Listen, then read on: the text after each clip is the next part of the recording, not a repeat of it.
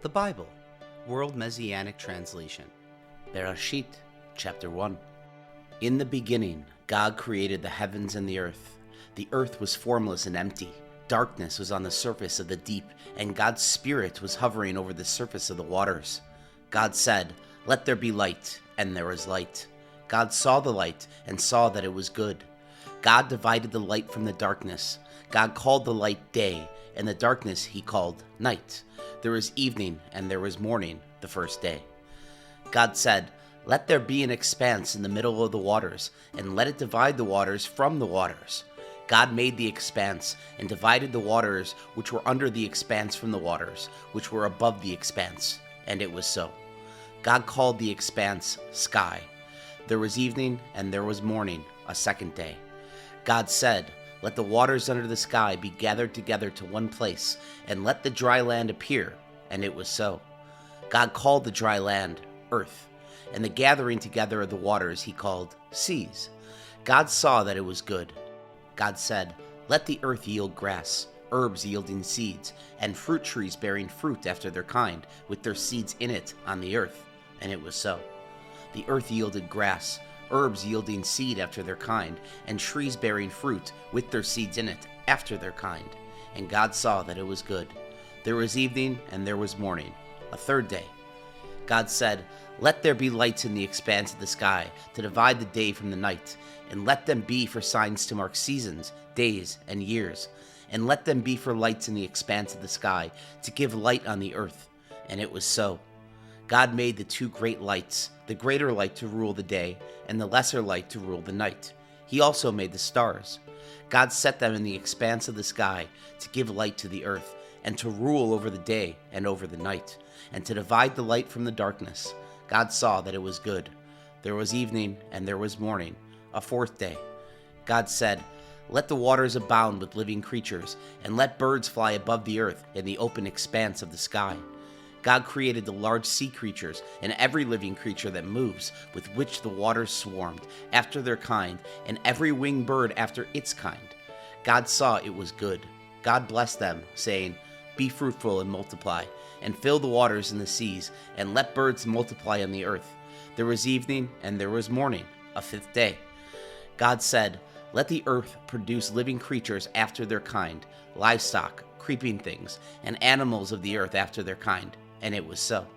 God made the animals of the earth after their kind, and the livestock after their kind, and everything that creeps on the ground after its kind.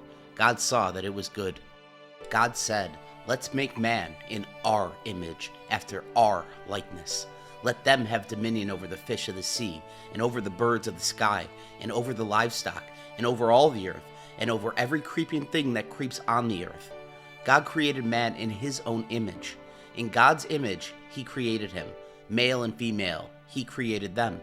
God blessed them. God said to them, "Be fruitful, multiply, fill the earth and subdue it. Have dominion over the fish of the sea, over the birds of the sky, and over every living thing that moves on the earth." God said, "Behold, I have given you every herb yielding seed, which is on the surface of all the earth, and every tree which bears fruit yielding seed. It will be your food. To every animal of the earth, and to every bird of the sky, and to everything that creeps on the earth, in which there is life, I have given every green herb for food." And it was so. God saw everything that he made, and behold, it was very good.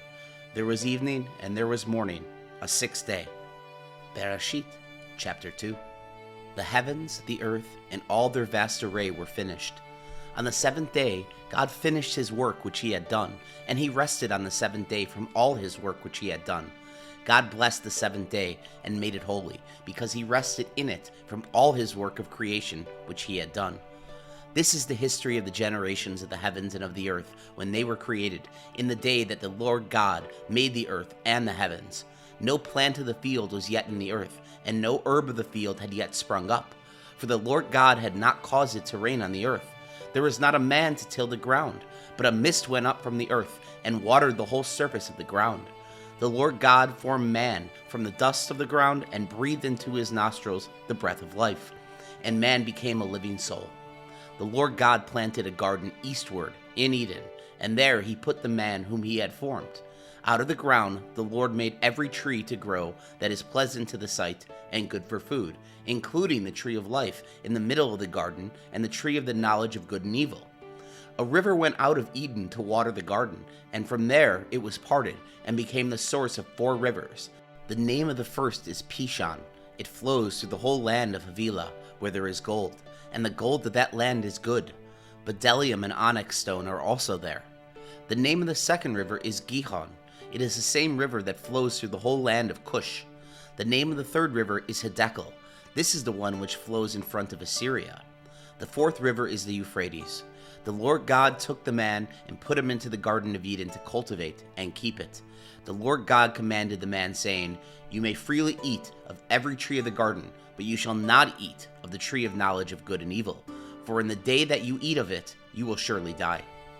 The Lord God said, "It is not good for the man to be alone. I will make him a helper, comparable to him." Out of the ground the Lord formed every animal of the field and every bird of the sky, and brought them to the man to see what he would call them. Whatever the man called every living creature became its name. The man gave names to all livestock, and to the birds of the sky, and to every animal of the field. But for man there was not found a helper comparable to him. The Lord God caused the man to fall into a deep sleep.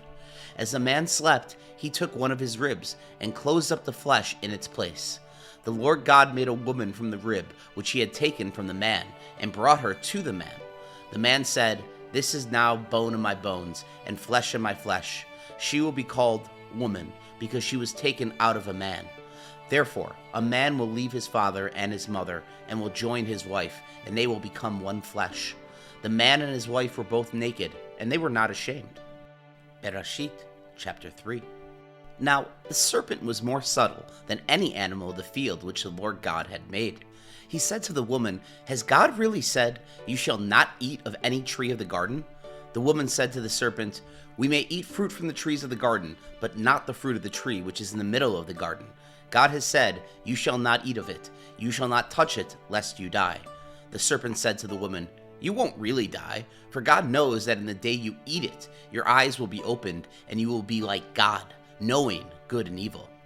When the woman saw that the tree was good for food, and that it was a delight to the eyes, and that the tree was to be desired to make one wise, she took some of its fruit and ate. Then she gave some to her husband with her, and he ate it too. Their eyes were opened, and they both knew that they were naked. They sewed fig leaves together and made coverings for themselves.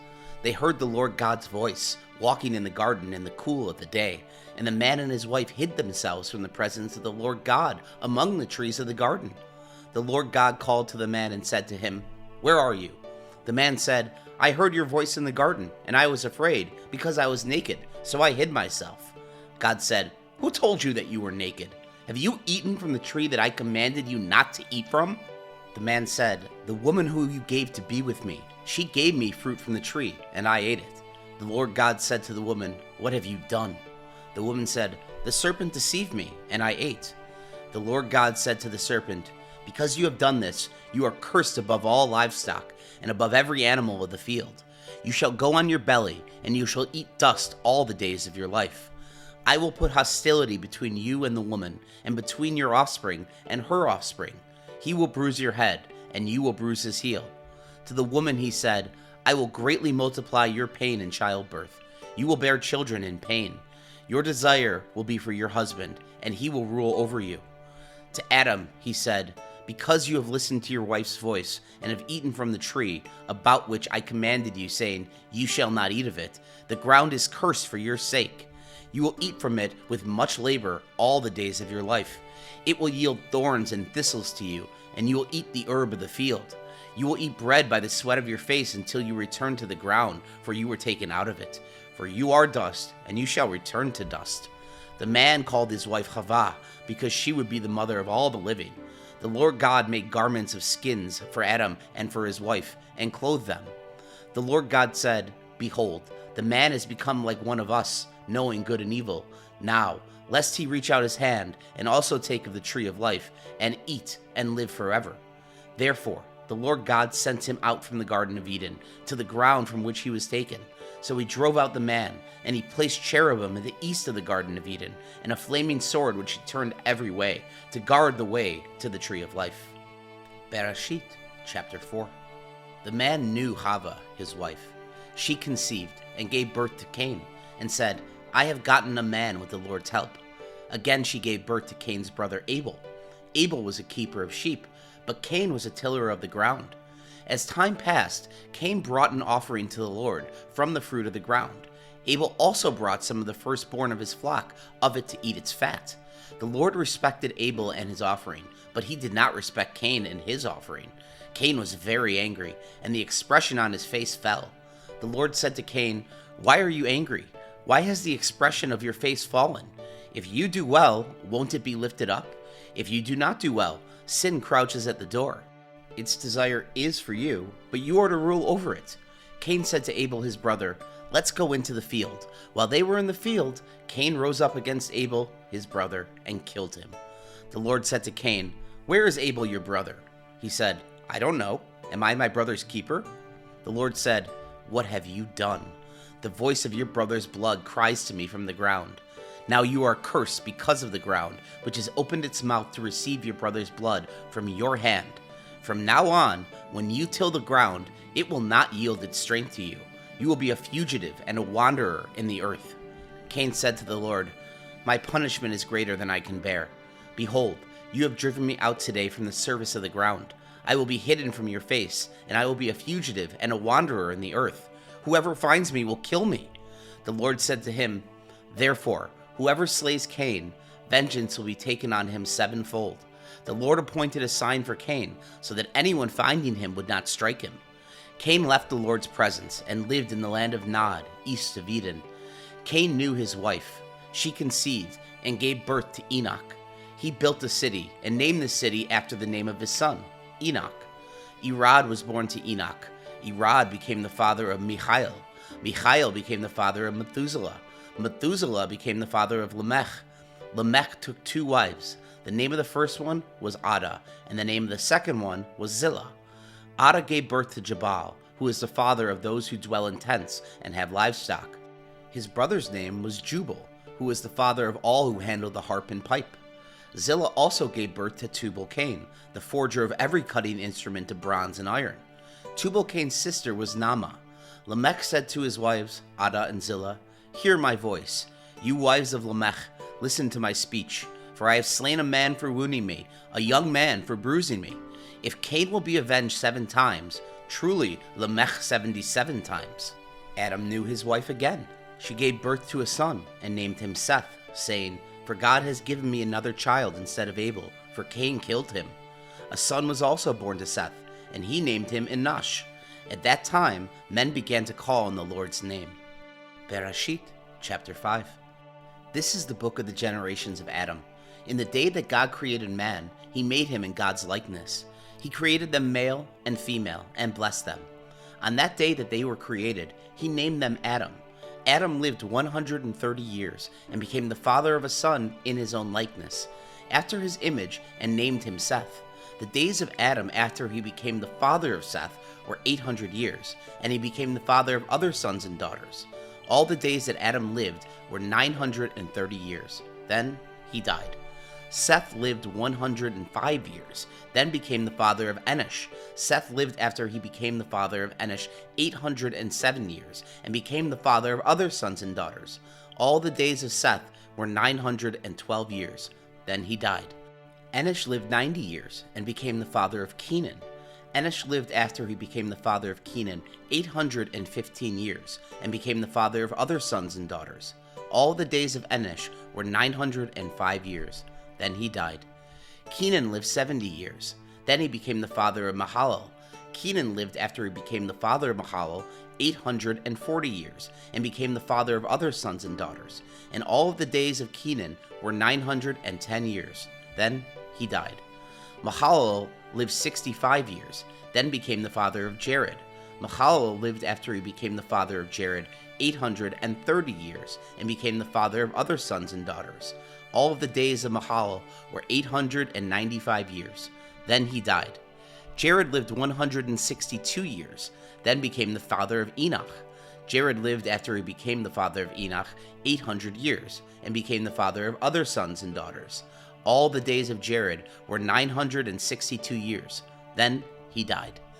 Enoch lived 65 years, then became the father of Methuselah. After Methuselah's birth, Enoch walked with God for 300 years and became the father of more sons and daughters. All the days of Enoch were 365 years. Enoch walked with God, and he was not found, for God took him. Methuselah lived 187 years, then became the father of Lamech. Methuselah lived after he became the father of Lamech 782 years, and became the father of other sons and daughters. All the days of Methuselah were 969 years. Then he died. Lamech lived 182 years, then became the father of a son. He named him Noah, saying, "This one will comfort us in our work and in the toil of our hands, caused by the ground which the Lord has cursed." Lamech lived after he became the father of Noah 595 years, and became the father of other sons and daughters. All the days of Lamech were 772 years. Then he died. Noah was 500 years old. Then Noah became the father of Shem, Ham, and Japheth. Bereshit, chapter 6. When men began to multiply on the surface of the ground, and daughters were born to them, God's sons saw that men's daughters were beautiful, and they took any that they wanted for themselves as wives. The Lord said, "My spirit will not strive with man forever, because he is also flesh, so his days will be 120 years. The Nephilim were in the earth in those days, and also after that, when God's sons came into men's daughters, and had children with them. Those were the mighty men who were of old, men of renown. The Lord saw that the wickedness of man was great in the earth, and that every imagination of the thoughts of man's hearts was continually only on evil. The Lord was so sorry that he had made man on the earth, and it grieved him in his heart. The Lord said, "I will destroy man, whom I have created from the surface of the ground, man, along with the animals, creeping things, and birds of the sky, for I am sorry that I have made them." But Noah found favor in the Lord's eyes. This is the history of the generations of Noah. Noah was a righteous man, blameless among the people of his time. Noah walked with God. Noah became the father of 3 sons, Shem, Ham, and Japheth. The earth was corrupt before God, and the earth was filled with violence. God saw the earth and saw that it was corrupt, for all the flesh had corrupted their way on the earth. God said to Noah, "I will bring an end to all flesh, for the earth is filled with violence through them. Behold, I will destroy them and the earth. Make a ship of gopher wood. You shall make rooms in the ship, and shall seal it inside and outside with pitch. This is how you shall make it. The length of the ship shall be 300 cubits, its width 50 cubits, and its height 30 cubits. You shall make a roof in the ship, and you shall finish it to a cubit upward. You shall set the door of the ship in its side. You shall make it with lower, second, and third levels. I, even I, will bring the flood of waters on this earth, to destroy all flesh, having the breath of life from under the sky. Everything that is in the earth will die, but I will establish my covenant with you. You shall come into the ship, you, your sons, your wife, and your sons' wives with you. Of every living thing of all flesh, you shall bring 2 of every sort into the ship, to keep them alive with you. They shall be male and female. Of the birds after their kind, of the livestock after their kind, of every creeping thing of the ground after its kind, 2 of every sort will come to you, to keep them alive. Take with you some of all food that is eaten, and gather it to yourself, and it will be food for you and for them. Thus Noah did. He did all that God commanded him. Bereshit, chapter 7. The Lord said to Noah, "Come with all of your household into the ship, for I have seen your righteousness before me in this generation. You shall take 7 pairs of every clean animal with you, the male and his female. Of the animals that are not clean, take 2, the male and his female. Also of the birds of the sky, 7 and 7, male and female, to keep seed alive on the surface of all the earth. In 7 days I will cause it to rain on the earth for 40 days and 40 nights. I will destroy every living thing that I have made from the surface of the ground." Noah did everything that the Lord commanded him. Noah was 600 years old when the flood waters came on the earth. Noah went into the ship with his sons, his wife, and his sons' wives, because of the flood waters. Clean animals, unclean animals, birds, and everything that creeps on the ground went by pairs to Noah into the ship, male and female, as God commanded Noah. After the 7 days, the flood waters came on the earth. In the 600th year of Noah's life, in the 2nd month, on the 17th day of the month, on that day, all the fountains of the great deep burst open, and the sky's windows opened. It rained on them 40 days and 40 nights. In the same day, Noah and Shem, Ham, and Japheth, the sons of Noah, and Noah's wife, and the 3 wives of his sons with them, entered the ship. They, and every animal after its kind, all the livestock after their kind, every creeping thing that creeps on the earth after its kind, and every bird after its kind, every bird of every sort. Pairs from all flesh with the breath of life in them went into the ship of Noah. Those who went in male and female of all flesh, as God commanded him. Then the Lord shut him in. The flood was 40 days on the earth. The waters increased and lifted up the ship, and it was lifted up above the earth. The waters rose and increased greatly on the earth, and the ship floated on the surface of the waters. The waters rose very high on the earth. All the mountains that were under the whole sky were covered. The waters rose 15 cubits higher, and the mountains were covered. All flesh died that moved on the earth, including birds, livestock, animals, every creeping thing that creeps on the earth, and every man. All on the dry land, in whose nostrils was the breath of the spirit of life, died. Every living thing was destroyed that was on the surface of the ground, including man, livestock, creeping things, and birds of the sky. They were destroyed from the earth. Only Noah was left, and those who were with him in the ship. The waters flooded the earth 150 days. Bereshit, chapter 8. God remembered Noah, all the animals, and all the livestock that were with him in the ship. And God made a wind to pass over the earth. The waters subsided. The deep's fountains and the sky's windows were also stopped, and the rain from the sky was restrained. The waters continually receded from the earth. After the end of 150 days, the waters receded. The ship rested in the 7th month, on the 17th day of the month, on Ararat's mountains. The waters receded continually until the 10th month. In the 10th month, on the 1st day of the month, the tops of the mountains were visible. At the end of 40 days, Noah opened the window of the ship which he had made, and sent out a raven. It went back and forth until the waters were dried up from the earth. He himself sent out a dove to see if the waters were abated from the surface of the ground. But the dove found no place to rest her foot, and she returned into the ship to him. For the waters were on the surface of the whole earth. He put out his hand and took her, and brought her to him into the ship. He waited yet another 7 days, and again he sent out the dove out of the ship. The dove came back to him at evening, and behold, in her mouth was a freshly plucked olive leaf. So Noah knew that the waters were abated from the earth. He waited yet another 7 days, and sent out the dove, and she did not return to him any more.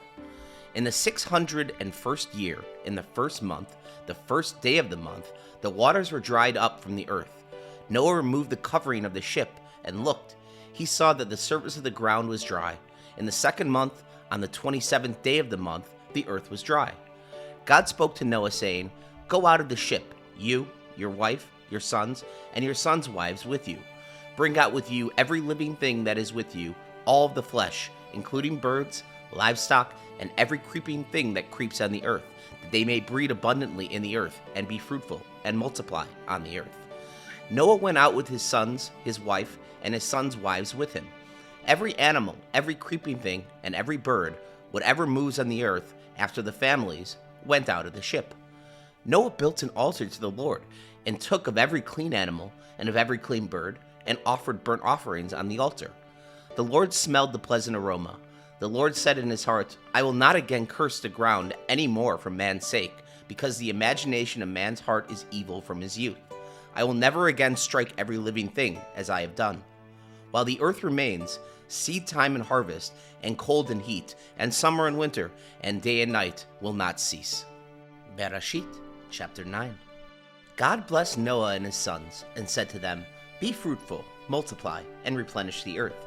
The fear of you and the dread of you will be on every animal of the earth, and on every bird of the sky.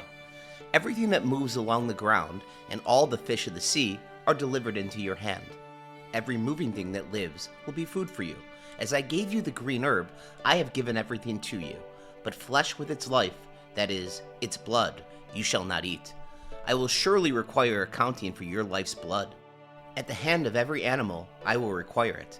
At the hand of man, even at the hand of every man's brother, I will require the life of man. Whoever sheds man's blood, his blood will be shed by man. For God made man in his own image.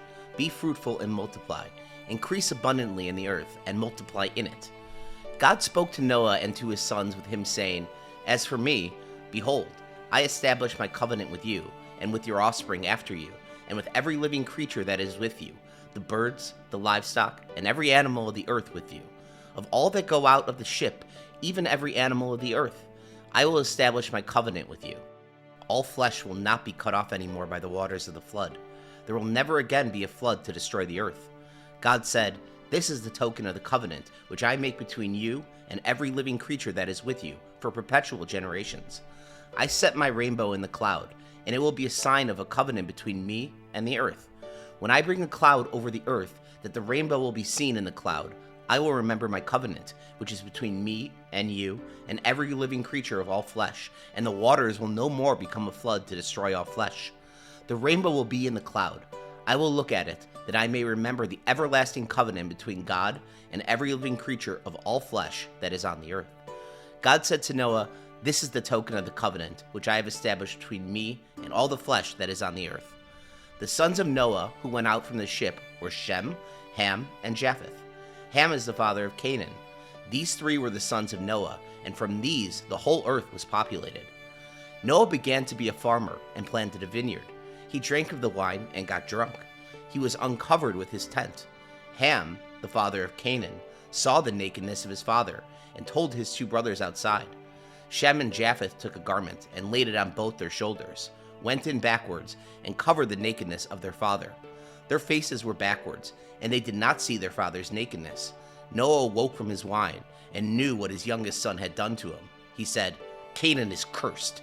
He will be a servant of servants to his brothers. He said, Blessed be the Lord, the God of Shem.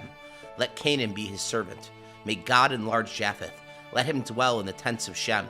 Let Canaan be his servant. Noah lived 350 years after the flood. All the days of Noah were 950 years, and then he died. Bereshit, chapter 10.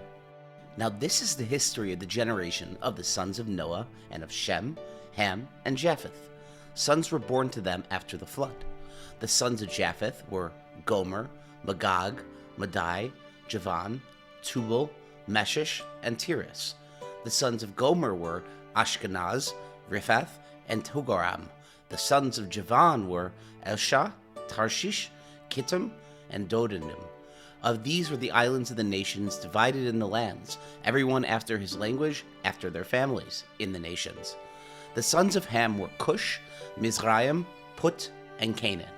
The sons of Cush were Zebah, Havilah, Zabta, Ramah, and Sebdekah. The sons of Ramah were Sheba and Dedan. Cush became the father of Nimrod. He began to be a mighty one in the earth. He was a mighty hunter before the Lord. Therefore it is said, like Nimrod, a mighty hunter before the Lord. The beginning of his kingdom was Babel, Erech, Akkad, and Calneh in the land of Shinar. Out of that land he went into Assyria and built Nineveh, Reboth, Ir, Calah, and Resen, between Nineveh and the great city Calah. Mizraim became the father of Ludim, Anamim, Lebanon, Naphtuim, Parusum, Kalusham, which the Philistines descended from, and Caphtorim. Canaan became the father of Sidon, his firstborn, Heth, the Jebusites, the Amorites, the Girgashites, the Hivites, the Arkites, the Sinites, the Arvarites, the Zemarites, and the Hamathites. Afterwards, the families of the Canaanites were spread abroad. The border of the Canaanites was from Sidon, as you go toward Gerar, to Gaza, as you go down toward Sodom, Gomorrah, Admah, and Zeboim, to Lasha. These are the sons of Ham, after their families, according to their languages, in their lands and their nations. Children were also born to Shem, the elder brother of Japheth, the father of all the children of Eber. The sons of Shem were Elam, Asher, Aprashad, Lud, and Aram. The sons of Aram were Uz, Hul, Gether, and Mesh. Arpachshad became the father of Shelah. Shelah became the father of Eber. To Eber were born two sons. The name of the one was Peleg, for in his days the earth was divided. His brother's name was Yoktan. Yoktan became the father of Almadad, Shalef, Hazamareth, Jerah, Hadoram, Uzal, Dikla, Obul, Abimael, Sheba, Ophir, Havilah, and Yobab. All these were the sons of Yoktan. Their dwelling extended from Mesha as you go towards Shafar, the mountains of the east. These are the sons of Shem, by their families, according to their languages, lands, and nations. These are the families of the sons of Noah, by their generations, according to their nations. The nations divided from these in the earth after the flood. Bereshit, chapter 11. The whole earth was of one language and of one speech. As they traveled east, they found a plain in the land of Shinar, and they lived there. They said to one another, "Come, let's make bricks, and burn them thoroughly." They had brick for stone, and they used tar for mortar. They said, "Come, let's build ourselves a city, and a tower, whose top reaches to the sky, and let's make a name for ourselves, lest we be scattered abroad on the surface of the whole earth." The Lord came down to see the city and the tower, which the children of men built. The Lord said, "Behold, they are one people, and they all have one language, and this is what they begin to do. Now nothing will be withheld from them, which they intend to do. Come, let's go down, and there confuse their language, that they may not understand one another's speech." So the Lord scattered them abroad from there on the surface of all the earth. They stopped building the city. Therefore, its name was called Babel, because the Lord confused the language of all the earth. From there, the Lord scattered them abroad on the surface of all the earth. This is the history of the generations of Shem. Shem was 100 years old when he became the father of Arpachshad, 2 years after the flood. Shem lived 500 years after he became the father of Arpachshad and became the father of more sons and daughters. Arpachshad lived 35 years and became the father of Shelah. Arpachshad lived 403 years after he became the father of Shelah and became the father of more sons and daughters. Shelah lived 30 years and became the father of Eber. Shelah lived 403 years after he became the father of Eber and became the father of more sons and daughters. Eber lived 34 years and became the father of Peleg. Eber lived 430 years after he became the father of Peleg and became the father of more sons and daughters. Peleg lived 30 years and became the father of Reu. Peleg lived 209 years after he became the father of Reu and became the father of more sons and daughters. Reu lived 32 years and became the father of Serug. Reu lived 207 years after he became the father of Serug and became the father of more sons and daughters. Serug lived 30 years and became the father of Nahor. Serug lived 200 years after he became the father of Nahor and became the father of more sons and daughters. Nahor lived 29 years and became the father of Terah. Nahor lived 119 years after he became the father of Terah and became the father of more sons and daughters. Terah lived 70 years and became the father of Abram, Nahor, and Haran. Now this is the story of the generations of Terah. Terah became the father of Abram, Nahor, and Haran. Haran became the father of Lot. Haran died in the land of his birth, in Ur-Kasdim, while his father Terah was still alive. Abram and Nahor married wives. The name of Abram's wife was Sarai, and the name of Nahor's wife was Milcah, the daughter of Haran, who was also the father of Ishka. Sarai was barren, she had no child. Terah took Abram, his son, Lot, the son of Haran, his son's son, and Sarai, his daughter-in-law, his son Abram's wife. They went from Ur-Kasdim to go into the land of Canaan. They came to Haran and lived there. The days of Terah were 205 years. Terah died in Haran. Bereshit, chapter 12. Now the Lord said to Abram, "Leave your country, and your relatives, and your father's house, and go to the land that I will show you. I will make of you a great nation.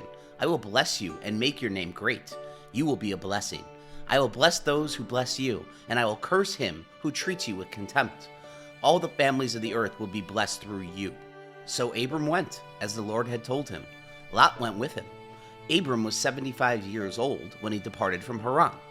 Abram took Sarai, his wife, Lot, his brother's son, all the possessions that they had gathered, and the people whom they had acquired in Haran, and they went to go into the land of Canaan. They entered into the land of Canaan. Abram passed through the land to the place of Shechem, to the oak of Moreh. At that time, Canaanites were in the land. The Lord appeared to Abram and said, "I will give this land to your offspring." He built an altar there to the Lord, who had appeared to him. He left from there to go to the mountain on the east of Bethel and pitched his tent, having Bethel on the west and Ai on the east. There he built an altar to the Lord and called on the Lord's name. Abram traveled, still going on toward the south. There was a famine in the land. Abram went down to Egypt to live as a foreigner there, for the famine was severe in the land. When he had come near to enter Egypt, he said to Sarai his wife, "See now, I know that you are a beautiful woman to look at. It will happen that when the Egyptians see you, they will say, 'This is his wife.' They will kill me, but they will save you alive. Please say that you are my sister, that it may be well with me for your sake, and that my soul may live because of you." When Abram had come into Egypt, Egyptians saw that the woman was very beautiful. The princes of Pharaoh saw her, and praised her to Pharaoh, and the woman was taken into Pharaoh's house. He dealt well with Abram for her sake. He had sheep, cattle, male donkeys, male servants, female donkeys, and camels. The Lord afflicted Pharaoh and his house with great plagues because of Sarai, Abram's wife. Pharaoh called Abram and said, "Why is this that you have done to me? Why didn't you tell me that she was your wife? Why did you say, 'She is my sister,' so that I took her to be my wife? Now therefore, see your wife, take her, and go your way." Pharaoh commanded men concerning him, and they escorted him away with his wife and all that he had. Bereshit, chapter 13. Abram went up out of Egypt, he, his wife, all that he had, and Lot with him, into the south. Abram was very rich in livestock, in silver, and in gold. He went on his journey from the south as far as Bethel, to the place where his tent had been at the beginning, between Bethel and Ai, to the place of the altar, which he had made there at the first. There Abram called on the Lord's name. Lot also, who went with Abram, had flocks, herds, and tents. The land was not able to bear them, that they might live together, for their possessions were so great that they did not live together. There was strife between the herdsmen of Abram's livestock and the herdsmen of Lot's livestock. The Canaanites and the Perizzites lived in the land at the time. Abram said to Lot, "Please, let there be no strife between you and me, and between your herdsmen and my herdsmen, for we are all relatives. Isn't the whole land before you? Please separate yourself from me. If you go to the left hand, then I will go to the right, or if you go to the right hand, then I will go to the left." Lot lifted up his eyes and saw all the plain of the Jordan, that it was well watered everywhere before the Lord destroyed Sodom and Gomorrah, like the garden of the Lord, like the land of Egypt, as you go to Zoar. So Lot chose the plain of the Jordan for himself. Lot traveled east, and they separated themselves from one another. Abram lived in the land of Canaan, and Lot lived in the cities of the plain, and moved his tent as far as Sodom. Now the men of Sodom were exceedingly wicked and sinners against the Lord. The Lord said to Abram, after Lot was separated from him, "Now lift up your eyes, and look from the place where you are, northward and southward, and eastward and westward, for I will give you all the land which you see, and to your offspring forever. I will make your offspring as the dust of the earth, so that if a man can count the dust of the earth, then your offspring may also be counted. Arise, walk through the land in its length and its width, for I will give it to you." Abram moved his tent, and came and lived by the oaks of Mamre, which are in Hebron, and built an altar there to the Lord. Bereshit, chapter 14. In the days of Amraphel, king of Shinar, Arioch, king of Elasar, Chedorlaomer, king of Elam, and Tidal, king of Goyim, they made war with Bera, king of Sodom, Birsha, king of Gomorrah, Shinab, king of Admah, Shember, king of Zeboim, and the king of Bela, also called Zoar. All these joined together in the valley of Sodom, also called the Salt Sea.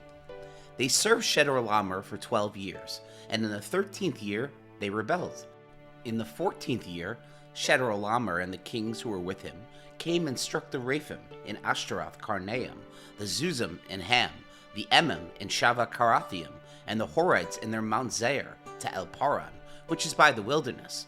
They returned and came to Mishpat, also called Kadesh, and struck all the country of the Amalekites, and also the Amorites that lived in Hazan Tamar.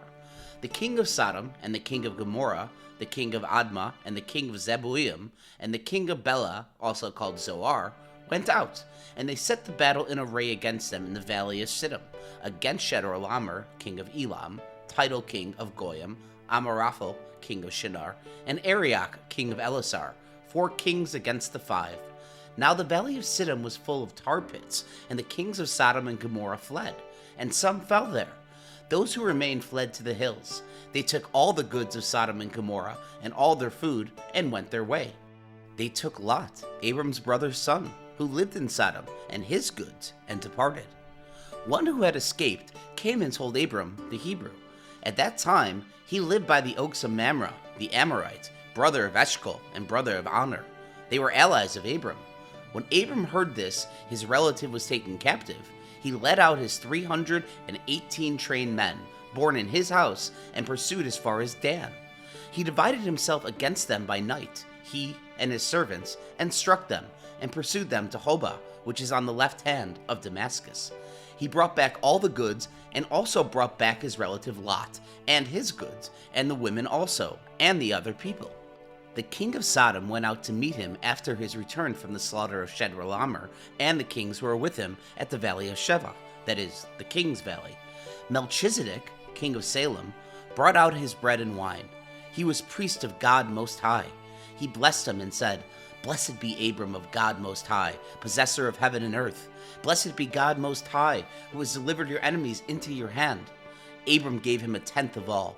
The king of Sodom said to Abram, "Give me the people, and take the goods for yourself." Abram said to the king of Sodom, "I have lifted up my hand to the Lord, God Most High, possessor of heaven and earth, that I will not take a thread, nor a sandal strap, nor anything that is yours, lest you should say, I have made Abram rich.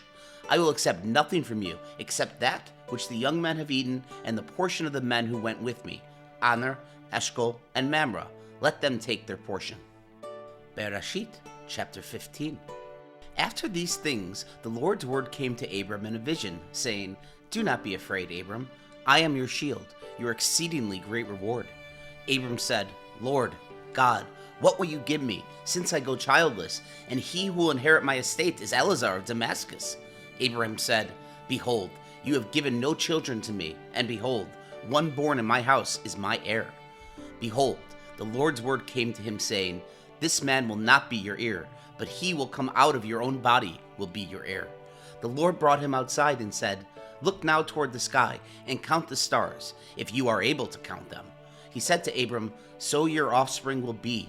He believed in the Lord, who credited it to him for righteousness. He said to Abram, "I am the Lord who brought you out of Ur-Kasdim to give you this land to inherit it." He said, "Lord, God, how will I know that I will inherit it?"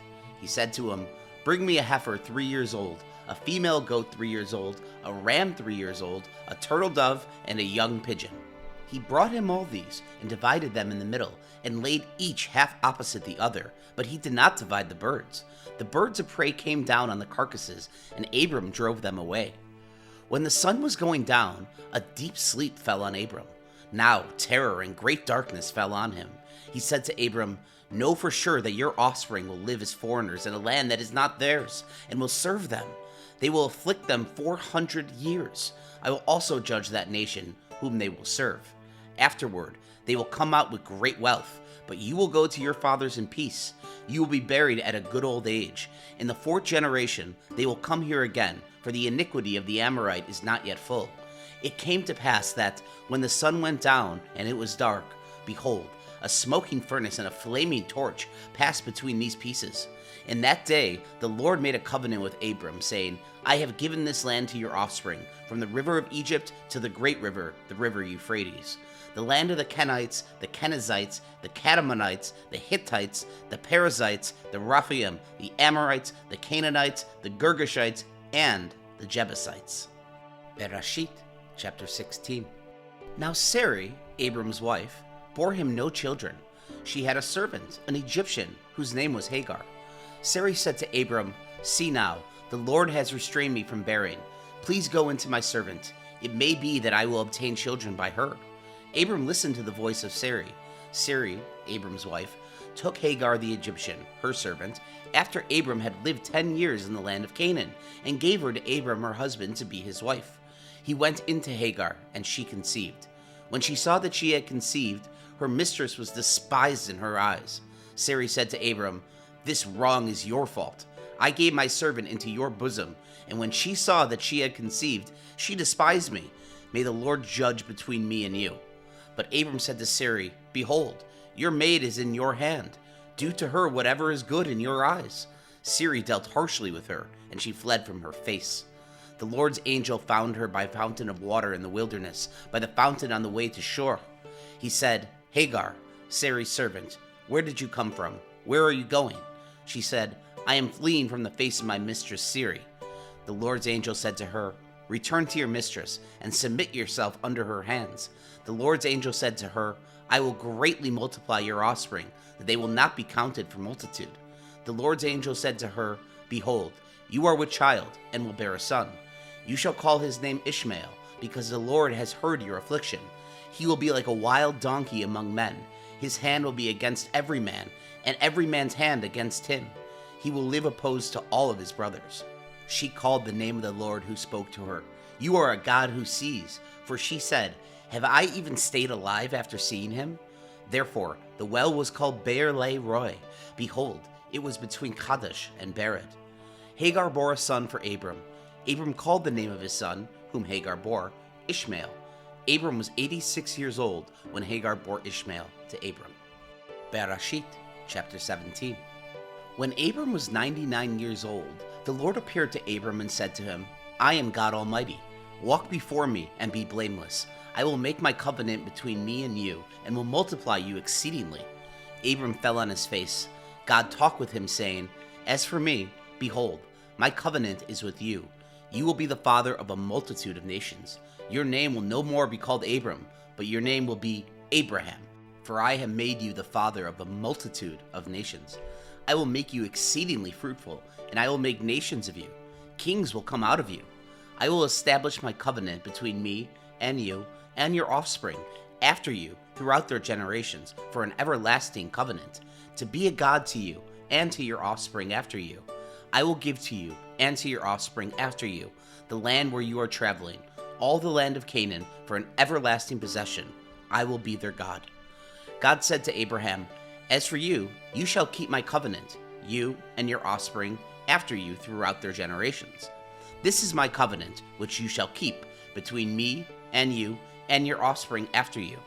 Every male among you shall be circumcised. You shall be circumcised in the flesh of your foreskin.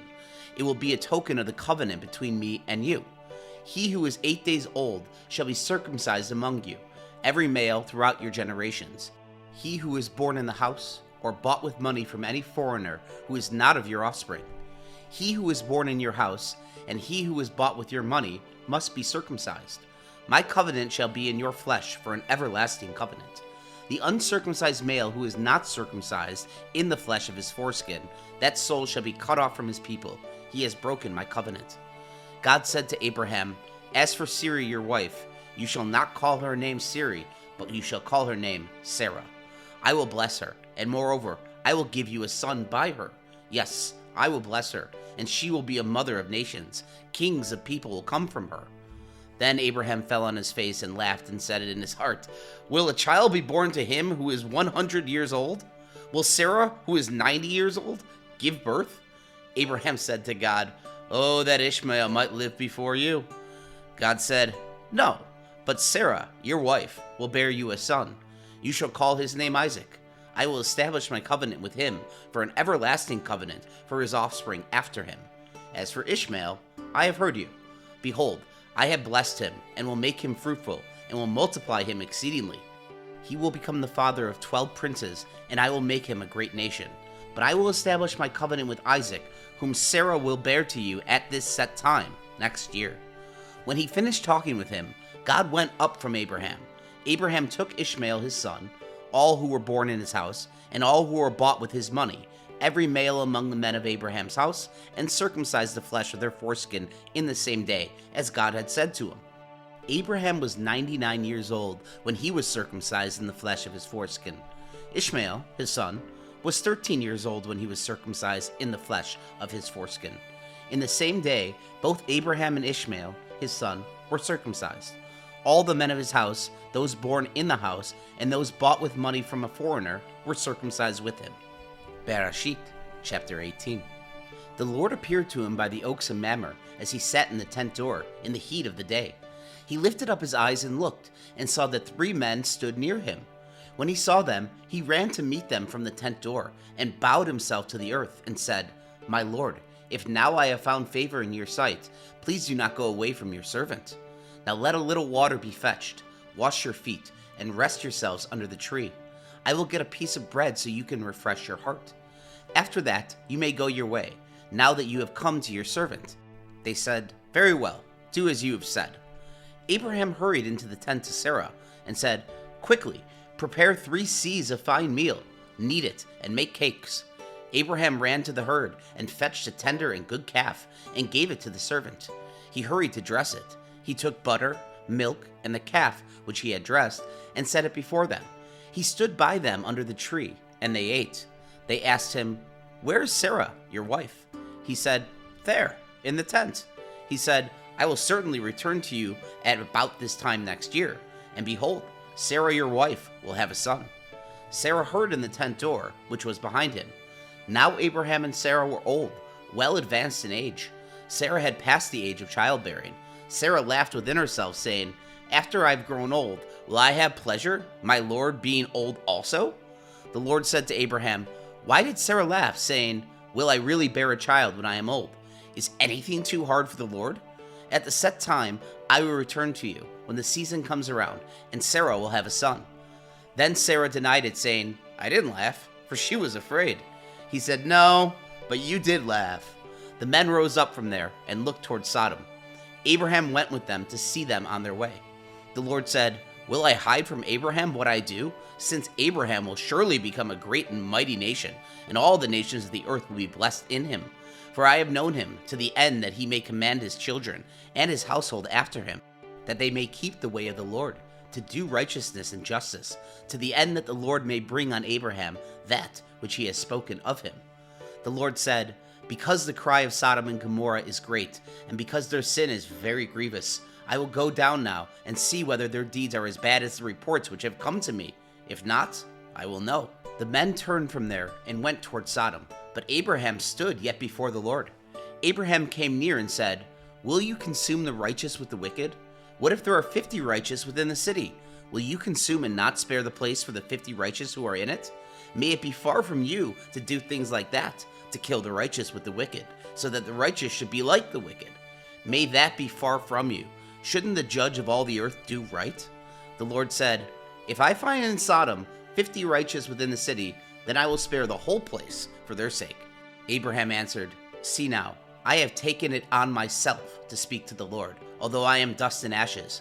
What if there will lack 5 of the 50 righteous? Will you destroy all the city for lack of 5?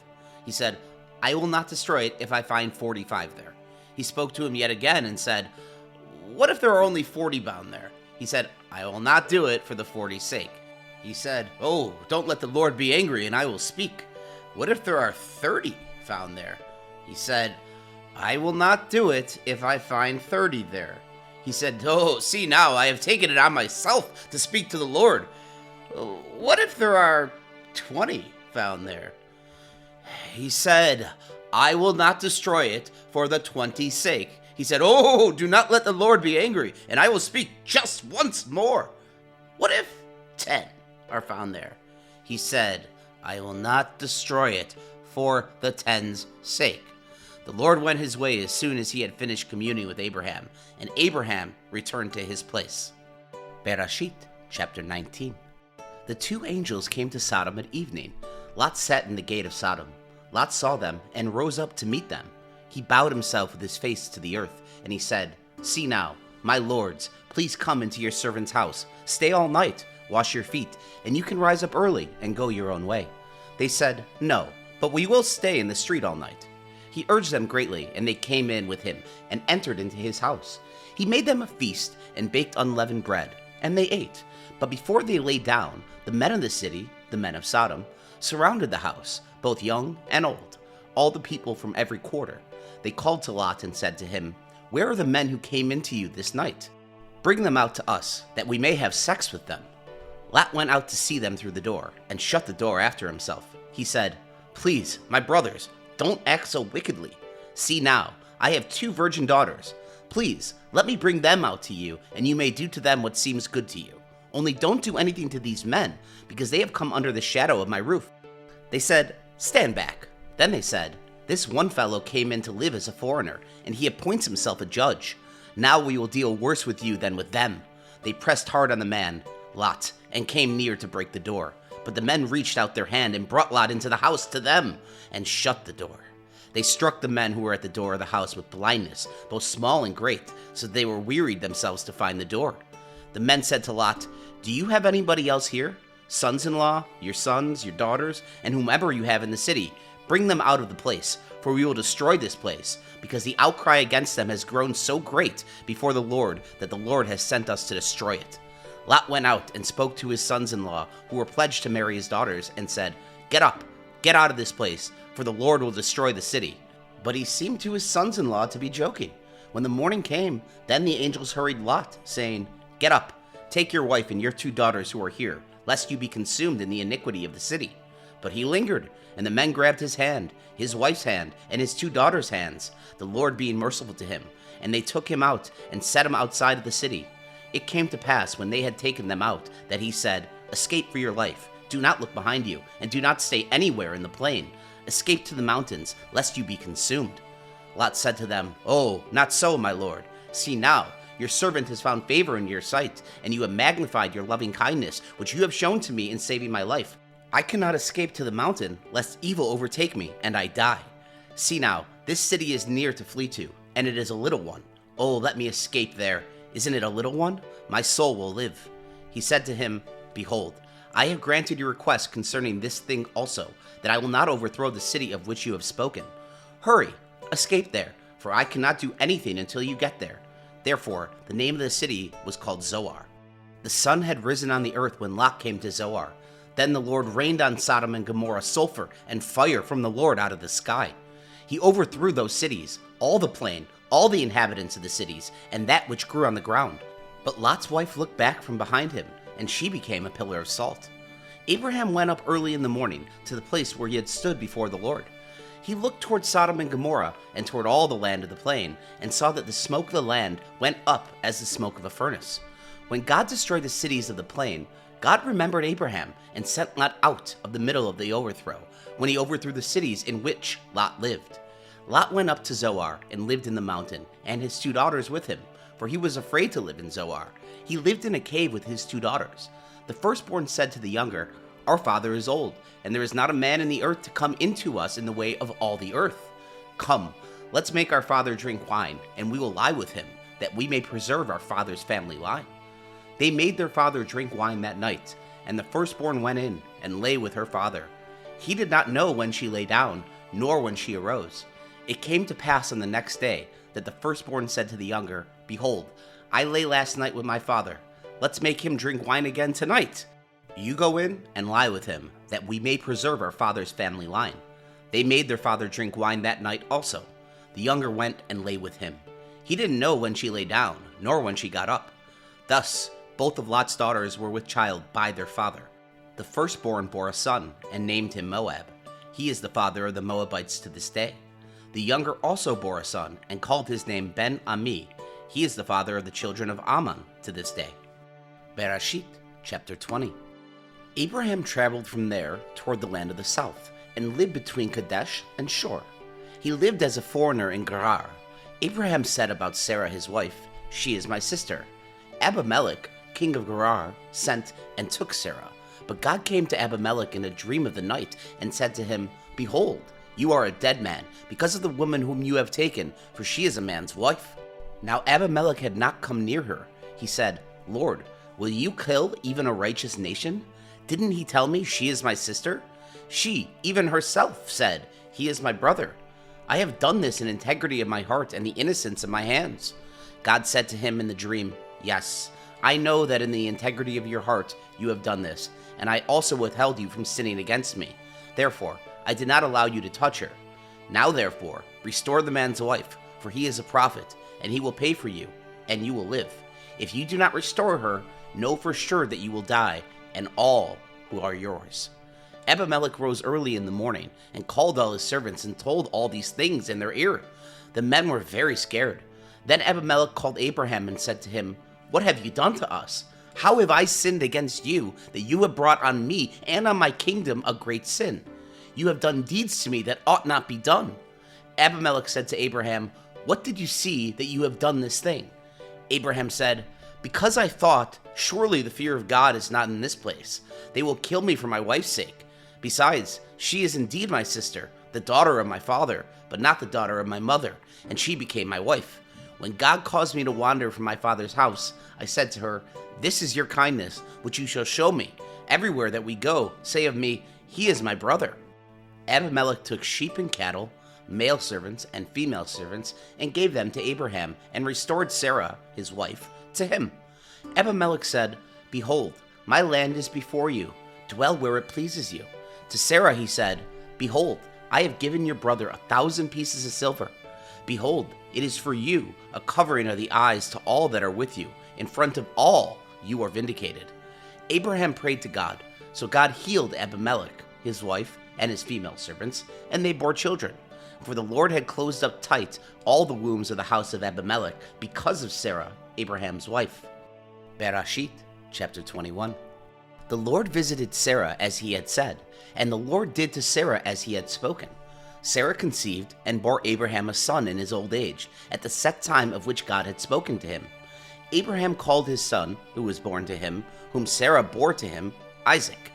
Abraham circumcised his son Isaac when he was 8 days old, as God had commanded him. Abraham was 100 years old when his son, Isaac, was born to him. Sarah said, God has made me laugh. Everyone who hears will laugh with me. She said, Who would have said to Abraham that Sarah would nurse children? For I have borne him a son in his old age. The child grew and was weaned. Abraham made a great feast on the day that Isaac was weaned. Sarah saw the son of Hagar, the Egyptian, whom she had borne to Abraham, mocking. Therefore she said to Abraham, Cast out this servant and her son, for the son of this servant will not be heir with my son Isaac. The thing was very grievous in Abraham's sight on account of his son. God said to Abraham, Do not let it be grievous in your sight because of the boy and because of your servant. In all that Sarah says to you, listen to her voice, for your offspring will be named through Isaac. I will also make a nation of the son of the servant, because he is your child. Abraham rose up early in the morning and took bread and a container of water and gave it to Hagar, putting it on her shoulder, and gave her the child and sent her away. She departed and wandered in the wilderness of Beersheba. The water in the container was spent, and she put the child under one of the shrubs. She went and sat down opposite him, a good way off, about a bowshot away. For she said, Do not let me see the death of the child. She sat opposite him and lifted up her voice and wept. God heard the voice of the boy. The angel of God called to Hagar out of the sky and said to her, What troubles you, Hagar? Do not be afraid, for God has heard the voice of the boy where he is. Get up, lift up the boy, and hold him with your hand, for I will make him a great nation. God opened her eyes, and she saw a well of water. She went, filled the container with water, and gave the boy a drink. God was with the boy, and he grew. He lived in the wilderness, and as he grew up, he became an archer. He lived in the wilderness of Paran. His mother got a wife for him out of the land of Egypt. At that time, Abimelech and Phicol, the captain of his army, spoke to Abraham, saying, God is with you in all that you do. Now, therefore, swear to me here by God that you will not deal falsely with me, nor with my son, nor with my son's son. But according to the kindness that I have done to you, you shall do to me, and to the land in which you have lived as a foreigner. Abraham said, I will swear. Abraham complained to Abimelech because of a water well, which Abimelech's servants had violently taken away. Abimelech said, I do not know who has done this thing. You did not tell me, and I didn't hear of it until today. Abraham took sheep and cattle and gave them to Abimelech. Those two made a covenant. Abraham set 7 ewe lambs of the flock by themselves. Abimelech said to Abraham, What do these 7 ewe lambs which you have set by themselves mean? He said, You shall take these 7 ewe lambs from my hand, that it may be a witness to me that I have dug this well. Therefore he called the place Beersheba, because they both swore an oath there. So they made a covenant at Beersheba. Abimelech rose up with Phicol, the captain of his army, and they returned into the land of the Philistines. Abraham planted a tamarisk tree in Beersheba, and there he called on the name of the Lord, the everlasting God. Abraham lived as a foreigner in the land of the Philistines many days. Bereshit, chapter 22. After these things, God tested Abraham and said to him, Abraham. He said, Here I am. He said, Now take your son, your only son Isaac, whom you love, and go into the land of Moriah. Offer him there as a burnt offering on one of the mountains which I will tell you of. Abraham rose early in the morning and saddled his donkey and took 2 of his young men with him and Isaac his son. He split the wood for the burnt offering and rose up and went to the place of which God had told him. On the 3rd day, Abraham lifted up his eyes and saw the place far off. Abraham said to his young men, "Stay here with the donkey. The boy and I will go over there. We will worship and come back to you." Abraham took the wood of the burnt offering and laid it on Isaac his son. He took in his hand the fire and the knife. They both went together.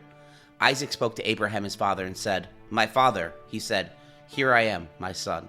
He said, "Here is the fire and the wood, but where is the lamb for a burnt offering?" Abraham said, "God will provide himself the lamb for a burnt offering, my son." They both went together. They came to the place which God had told him of.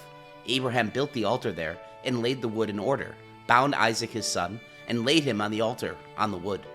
Abraham stretched out his hand and took the knife to kill his son. The Lord's angel came to him out of the sky and said, "Abraham, Abraham." He said, "Here I am." He said, "Don't lay your hand on the boy or do anything to him. For now I know that you fear God, since you have not withheld your son, your only son, from me." Abraham lifted up his eyes and looked, and saw that behind him was a ram caught in the thicket by his horns. Abraham went and took the ram and offered him up for a burnt offering instead of his son. Abraham called the name of that place, "The Lord will provide," as it is said to this day. On the Lord's mountain it will be provided. The Lord's angel called to Abraham a second time out of the sky and said, "I have sworn by myself, says the Lord, because you have done this thing and have not withheld your son, your only son, that I will bless you greatly, and I will multiply your offspring greatly, like the stars of the heavens and like the sand which is on the seashore. Your offspring will possess the gate of his enemies. All the nations of the earth will be blessed by your offspring, because you have obeyed my voice." So Abraham returned to his young men, and they rose up and went together to Beersheba. Abraham lived at Beersheba. After these things, Abraham was told, "Behold, Milcah, she has also borne children to your brother Nahor, Uz, his firstborn, Buz, his brother, Kemuel, the father of Aram, Chest, Hazo, Pildash, Jidlaph, and Bethul. Bethul became the father of Rebekah. These 8 Milcah bore to Nahor, Abraham's brother. His concubine, who was named Remu, also bore Teba, Gacham, Tahash, and Mechah. Bereshit, chapter 23. Sarah lived 127 years. This was the length of Sarah's life. Sarah died in Kiriath Arba, also called Hebron, in the land of Canaan. Abraham came to mourn for Sarah and to weep for her. Abraham rose up from before his dead and spoke to the children of Heth, saying, "I am a stranger and a foreigner living with you. Give me a possession of a burying place with you, that I may bury my dead out of my sight." The children of Heth answered Abraham, saying to him, "Hear us, my lord. You are a prince of God among us. Bury your dead in the best of our tombs. None of us will withhold from you his tomb. Bury your dead." Abraham rose up and bowed himself to the people of the land, to the children of Heth. He talked with them, saying, "If you agree that I should bury my dead out of my sight, hear me and entreat me to Ephron, the son of Zohar, that he may sell me the cave of Machpelah, which he has, which is in the end of his field. For the full price let him sell it to me among you as a possession for a burial place." Now Ephron was sitting in the middle of the children of Heth. Ephron the Hittite answered Abraham in the hearing of the children of Heth, even of all who went in at the gate of his city, saying, "No, my lord, hear me. I give you the field, and I give you the cave that is in it. In the presence of the children of my people I give it to you. Bury your dead." Abraham bowed himself down before the people of the land. He spoke to Ephron in the audience of the people of the land, saying, "But if you will, please hear me. I will give the price of the field. Take it from me, and I will bury my dead there." Ephron answered Abraham, saying to him, "My lord, listen to me. What is a piece of land worth? 400 shekels of silver between me and you? Therefore, bury your dead." Abraham listened to Ephron. Abraham weighed to Ephron the silver which he had named in the hearing of the children of Heth, 400 shekels of silver, according to the current merchant standard. So the field of Ephron, which was in Machpelah, which was before Mamre, the field, the cave which was in it, and all the trees that were in the field, that were in all of its borders, were deeded to Abraham for a possession in the presence of the children of Heth, before all who went into the gate of the city. After this, Abraham buried Sarah his wife in the cave of the field of Melchach, before Mamre, that is Hebron, in the land of Canaan. The field, and the cave that is in it, were deeded to Abraham by the children of Heth as a possession for a burial place. Bereshit, chapter 24. Abraham was old and well advanced in age. The Lord had blessed Abraham in all things. Abraham said to his servant, the elder of his house, who ruled over all that he had, "Please put up your hand under my thigh. I will make you swear by the Lord, the God of heaven and the God of the earth, that you shall not take a wife for my son of the daughters of the Canaanites, among whom I live. But you shall go to my country and to my relatives, and take a wife for my son Isaac." The servant said to him, "What if the woman isn't willing to follow me to this land? Must I bring your son again to the land you came from?" Abraham said to him, "Beware that you do not bring my son there again. The Lord, the God of heaven, who took me from my father's house and from the land of my birth, who spoke to me and who swore to me, saying, 'I will give this land to your offspring,' he will send his angel before you, and you shall take a wife for my son from there. If the woman isn't willing to follow you, then you shall be clear from this oath to me. Only you shall not bring my son there again." The servant put his hand under the thigh of Abraham his master, and swore to him concerning this matter. The servant took 10 of his master's camels and departed, having a variety of good things of his master's with him. He arose and went to Mesopotamia, to the city of Nahor. He made the camels kneel down outside the city by the well of water at the time of evening, the time that women go out to draw water. He said, "Lord, the God of my master Abraham, please give me success today, and show kindness to my master Abraham. Behold, I am standing by the spring of water. The daughters of the men of the city are coming out to draw water. Let it happen that the young lady to whom I will say, 'Please, let down your pitcher, that I may drink,' then she says, 'Drink, and I will also give your camels a drink.' Let her be the one you have appointed for your servant Isaac. By this I will know that you have shown kindness to my master." Before he had finished speaking, behold, Rebekah came out, who was born to Bethuel, the son of Milcah, the wife of Nahor, Abraham's brother, with her pitcher on her shoulder. The young lady was very beautiful to look at, a virgin. No man had known her. She went down to the spring, filled her pitcher, and came up. The servant ran to meet her and said, "Please, give me a drink, a little water from your pitcher." She said, "Drink, my lord." She hurried and let down her pitcher on her hand and gave him a drink. When she had finished giving him a drink, she said, "I will also draw for your camels until they have finished drinking." She hurried and emptied her pitcher into the trough and ran again to the well to draw, and drew for all his camels. The man looked steadfastly at her, remaining silent, to know whether the Lord had made his journey prosperous or not.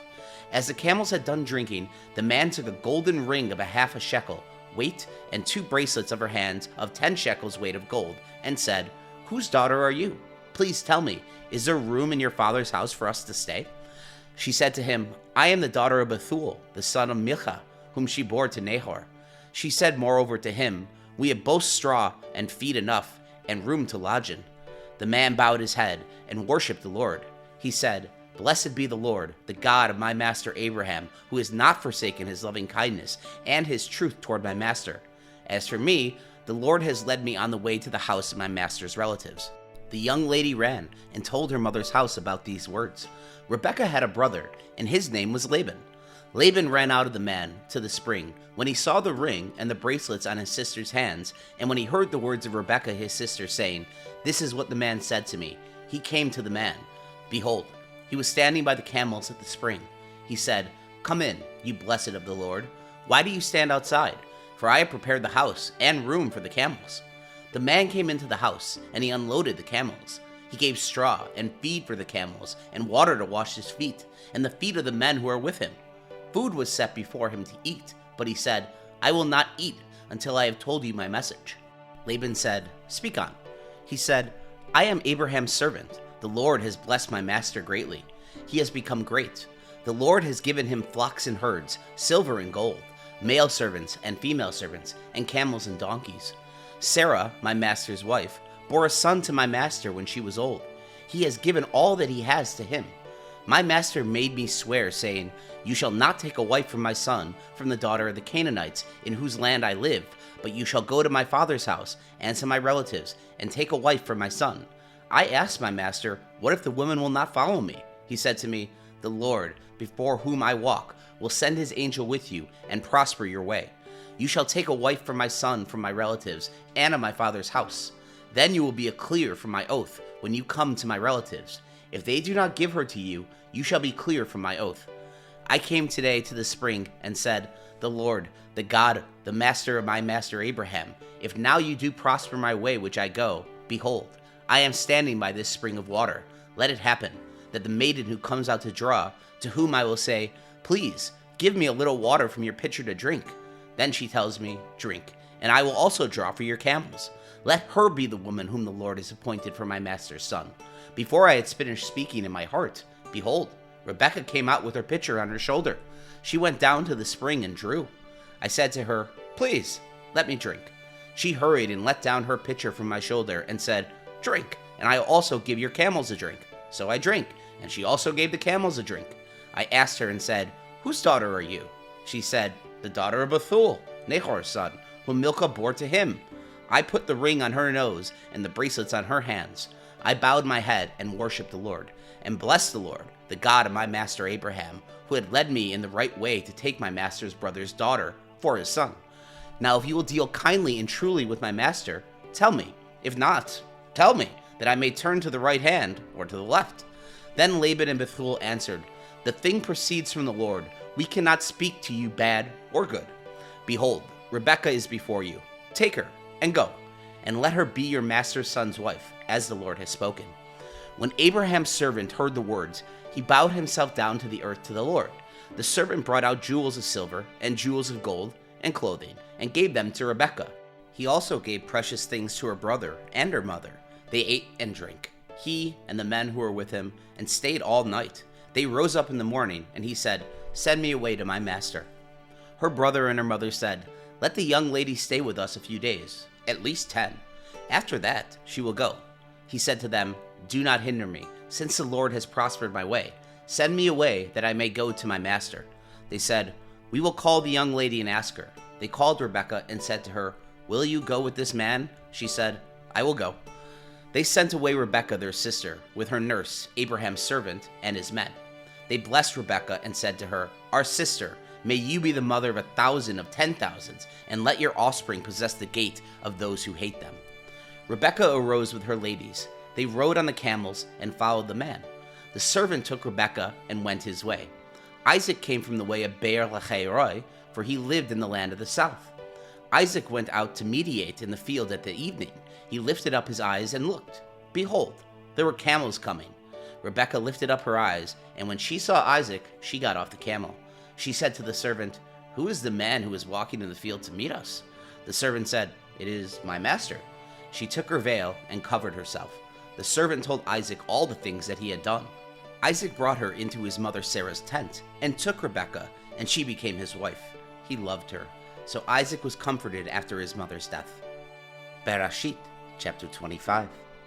Abraham took another wife, and her name was Keturah. She bore him Zimran, Jokshan, Medan, Midian, Ishbak, and Shuach. Jokshan became the father of Sheba and Dedan. The sons of Dedan were Ashurim, Letushim, and Lemumim. The sons of Midian were Ephah, Hanuk, Abida, and Eldah. All these were the children of Keturah. Abraham gave all that he had to Isaac, but Abraham gave gifts to the sons of Abraham's concubines. While he still lived, he sent them away from Isaac his son, eastward to the east country. These are the days of the years of Abraham's life which he lived, 175 years. Abraham gave up his spirit and died at a good old age, an old man and full of years, and he was gathered to his people. Isaac and Ishmael, his sons, buried him in the cave of Machpelah, in the field of Ephron, the son of Zohar the Hittite, which is near Mamre, the field which Abraham purchased from the children of Heth. Abraham was buried there with Sarah, his wife. After the death of Abraham, God blessed Isaac his son. Isaac lived by Beer Lahai-roi. Now this is the history of the generations of Ishmael's, Abraham's son, whom Hagar the Egyptian, Sarah's servant, bore to Abraham. There are the names of the sons of Ishmael, by their names, according to the order of their birth. The firstborn of Ishmael, Nebaioth, then Kedar, Abdil, Mibsam, Mishma, Duma, Massa, Hadad, Tema, Yether, Naphish, and Kedemah. These are the sons of Ishmael, and these are their names, by their villages and by their encampments. 12 princes according to their nations. There are the years of the life of Ishmael, 137 years. He gave up his spirit and died, and was gathered to his people. They lived from Havilah to Shur, that is before Egypt, as you go toward Assyria. He lived opposite all his relatives. This is the history of the generations of Isaac, Abraham's son. Abraham became the father of Isaac. Isaac was 40 years old when he took Rebekah, the daughter of Bethuel, the Syrian of Paddan Aram, the sister of Laban, the Syrian, to be his wife. Isaac entreated the Lord for his wife because she was barren. The Lord was entreated by him, and Rebekah his wife conceived. The children struggled together within her. She said, "If it is like this, why do I live?" She went to inquire of the Lord. The Lord said to her, "Two nations are in your womb. Two peoples will be separated from your body. The one people will be stronger than the other people. The elder will serve the younger." When her days to be delivered were fulfilled, behold, there were twins in her womb. The first came out red all over, like a hairy garment. They named him Esau. After that, his brother came out, and his hand had hold on Esau's heel. He was named Jacob. Isaac was 60 years old when she bore them. The boys grew. Esau was a skillful hunter, a man of the field. Jacob was a quiet man, living in tents. Now Isaac loved Esau because he ate his venison. Rebekah loved Jacob. Jacob boiled stew. Esau came in from the field, and he was famished. Esau said to Jacob, "Please feed me some of that red stew, for I am famished." There his name was called Edom. Jacob said, "First, sell me your birthright." Esau said, "Behold, I am about to die. What good is the birthright to me?" Jacob said, "Swear to me first." He swore to him. He sold his birthright to Jacob. Jacob gave Esau bread and lentil stew. He ate and drank and rose up and went his way. So Esau despised his birthright. Bereshit, chapter 26. There was a famine in the land. In addition to the first famine that was in the days of Abraham, Isaac went to Abimelech, king of the Philistines, to Gerar. The Lord appeared to him and said, "Do not go down into Egypt. Live in the land I will tell you about. Live in this land, and I will be with you, and I will bless you. For I will give to you and to your offspring all these lands, and I will establish the oath which I swore to Abraham your father. I will multiply your offspring as the stars of the sky, and will give you all these lands to your offspring. In your offspring, all the nations of the earth will be blessed, because Abraham obeyed my voice and kept my requirements, my commandments, my statutes, and my laws." Isaac lived in Gerar. The men of the place asked him about his wife. He said, "She is my sister," for he was afraid to say, "my wife," lest he thought, "The men of the place might kill me for Rebekah, because she is so beautiful to look at." When he had been there a long time, Abimelech, king of the Philistines, looked out at a window and saw, and behold, Isaac was caressing Rebekah, his wife. Abimelech called Isaac and said, "Behold, surely she is your wife. Why did you say, 'She is my sister'?" Isaac said to him, "Because I said, lest I die because of her." Abimelech said, "What is this you have done to us? One of the people might easily have lain with your wife and would have brought guilt on us." Abimelech commanded all the people, saying, "He who touches this man or his wife will surely be put to death." Isaac sowed in that land and reaped in the same year 100 times what he planted. The Lord blessed him. The man grew great and grew more and more until he became very great. He had possessions of flocks, possessions of herds, and a great household. The Philistines envied him. Now all the wells which his father's servants had dug in the days of Abraham his father, the Philistines had stopped and filled with earth. Abimelech said to Isaac, "Go away from us, for you are much mightier than we." Isaac departed from there, encamped in the valley of Gerar, and lived there. Isaac dug again the wells of the water, which they had dug in the days of Abraham his father, for the Philistines had stopped them after the death of Abraham. He called their names after the names by which his father had called them. Isaac's servants dug in the valley and found there a well of flowing water. The herdsmen of Gerar argued with Isaac's herdsmen, saying, "The water is ours." So he called the name of the well Esek, because they contended with him. They dug another well, and they argued over that also. So he called its name Sitnah. He left that place and dug another well. They didn't argue over that one, so he called it Rehoboth. He said, "For now the Lord has made room for us, and we will be fruitful in the land." He went up from there to Beersheba. The Lord appeared to him the same night and said, I am the God of Abraham your father. Do not be afraid, for I am with you and will bless you, and multiply your offspring for my servant Abraham's sake. He built an altar there and called on the Lord's name and pitched his tent there. There Isaac's servants dug a well. Then Abimelech went to him from Gerar, and Astuta his friend, and Pichol the captain of his army. Isaac said to them, Why have you come to me, since you hate me, and have sent me away from you? They said, We saw plainly that the Lord was with you. We said, Let there now be an oath between us, even between us and you, and let us make a covenant with you, that you will do us no harm, as we have not touched you, and as we have done to you nothing but good, and have sent you away in peace. You are now the blessed of the Lord. He made them a feast, and they ate and drank. They rose up sometime in the morning, and swore an oath to one another. Isaac sent them away, and they departed from him in peace. The same day Isaac's servants came and told him concerning the well which they had dug, and said to him, We have found water. He called it Sheba. Therefore the name of the city is Beersheba to this day. When Esau was 40 years old, he took as his wife Judith, the daughter of Bachi the Hittite, and Basemeth, the daughter of the Elon of the Hittite. They grieved Isaac's and Rebekah's spirits. Bereshit, chapter 27. When Isaac was old, and his eyes were dim, so that he could not see, he called Esau his elder son, and said to him, My son. He said to him, Here I am. He said, See now, I am old. I do not know the day of my death. Now therefore, please take your weapons, your quiver, and your bow, and go out to the field, and get me venison. Make me savory food, such as I love, and bring it to me, that I may eat, and that my soul may bless you before I die. Rebekah heard when Isaac spoke to Esau his son. Esau went to the field to hunt for venison, and to bring it. Rebekah spoke to Jacob her son, saying, Behold, I heard your father speak to Esau your brother. Bring me venison, and make me savory food, that I may eat, and bless you before the Lord before my death. Now therefore, my son, obey my voice, according to that which I command you. Go now to the flock, and get me 2 good young goats from there. I will make them savory food for your father, such as he loves. You shall bring it to your father, that he may eat, so that he may bless you before his death.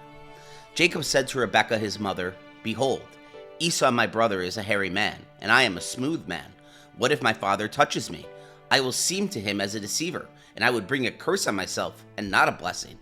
His mother said to him, Let your curse be on me, my son. Only obey my voice, and go get them for me. He went and got them, and brought them to his mother. His mother made savory food, such as his father loved. Rebekah took the good clothes of Esau, her elder son, which were with her in the house, and put them on Jacob, her younger son. She put the skins of the young goats on his hands, and on the smooth of his neck. She gave the savory food and the bread, which she had prepared, into the hand of her son Jacob. He came to his father and said, My father. He said, Here I am. Where are you, my son? Jacob said to his father, I am Esau, your firstborn. I have done what you asked me to do. Please arise, sit, and eat of my venison, that your soul may bless me. Isaac said to his son, How is it that you have found it so quickly, my son? He said, Because the Lord your God gave me success. Isaac said to Jacob, Please come near, that I may feel you, my son, whether you are really my son Esau or not. Jacob went near to Isaac his father. He felt him and said, The voice is Jacob's voice, but the hands are the hands of Esau. He did not recognize him, because his hands were hairy, like his brother Esau's hands. So he blessed him and said, Are you really my son, Esau? He said, I am. He said, Bring it near to me, and I will eat of my son's venison, that my soul may bless you. He brought it near to him, and he ate. He brought him wine, and he drank. His father Isaac said to him, Come near now, and kiss me, my son. He came near, and kissed him. He smelled the smell of his clothing, and blessed it, and said, Behold, the smell of my son is as the smell of a field, which the Lord has blessed. God give you of the dew of the sky, of the fatness of the earth, and plenty of grain and new wine. Let people serve you, and nations bow down to you. Be Lord over your brothers. Let your mother's sons bow down to you. Cursed be everyone who curses you. Blessed be everyone who blesses you. As soon as Isaac had finished blessing Jacob, and Jacob had just gone from the presence of Isaac his father, Esau his brother came in from his hunting. He also made savory food, and brought it to his father. He said to his father, Let my father arise, and eat of his son's venison, that your soul may bless me. Isaac his father said to him, Who are you? He said, I am your son, your firstborn, Esau. Isaac trembled violently and said, Who then is he who has taken venison and brought it to me? And I have eaten of all before you came, and have blessed him. Yes, he will be blessed. When Esau heard the words of his father, he cried with an exceedingly great and bitter cry, and said to his father, Bless me, even me also, my father. He said, Your brother came with deceit, and has taken away your blessing. He said, Isn't he rightly named Jacob? For he has supplanted me these 2 times. He took away my birthright. See now, he has taken away my blessing. He said, Haven't you reserved the blessing for me? Isaac answered Esau, Behold, I have made him your lord, and all his brothers. I have given to him for servants. I have sustained him with grain and new wine. What then will I do for you, my son? Esau said to his father, Do you just have one blessing, my father? Bless me, even me also, my father. Esau lifted up his voice and wept. Isaac his father answered him, Behold, your dwelling will be of the fatness of the earth, and of the dew of the sky from above. You will live by your sword, and you will serve your brother. It will happen, when you will break loose, that you will shake his yoke from off your neck. Esau hated Jacob because of the blessing with which his father had blessed him. Esau said in his heart, The days of mourning for my father are at hand. Then I will kill my brother Jacob. The words of Esau, her elder son, were told to Rebekah. She sent and called Jacob, her younger son, and said to him, Behold, your brother Esau comforts himself about planning to kill you. Now, therefore, my son, obey my voice.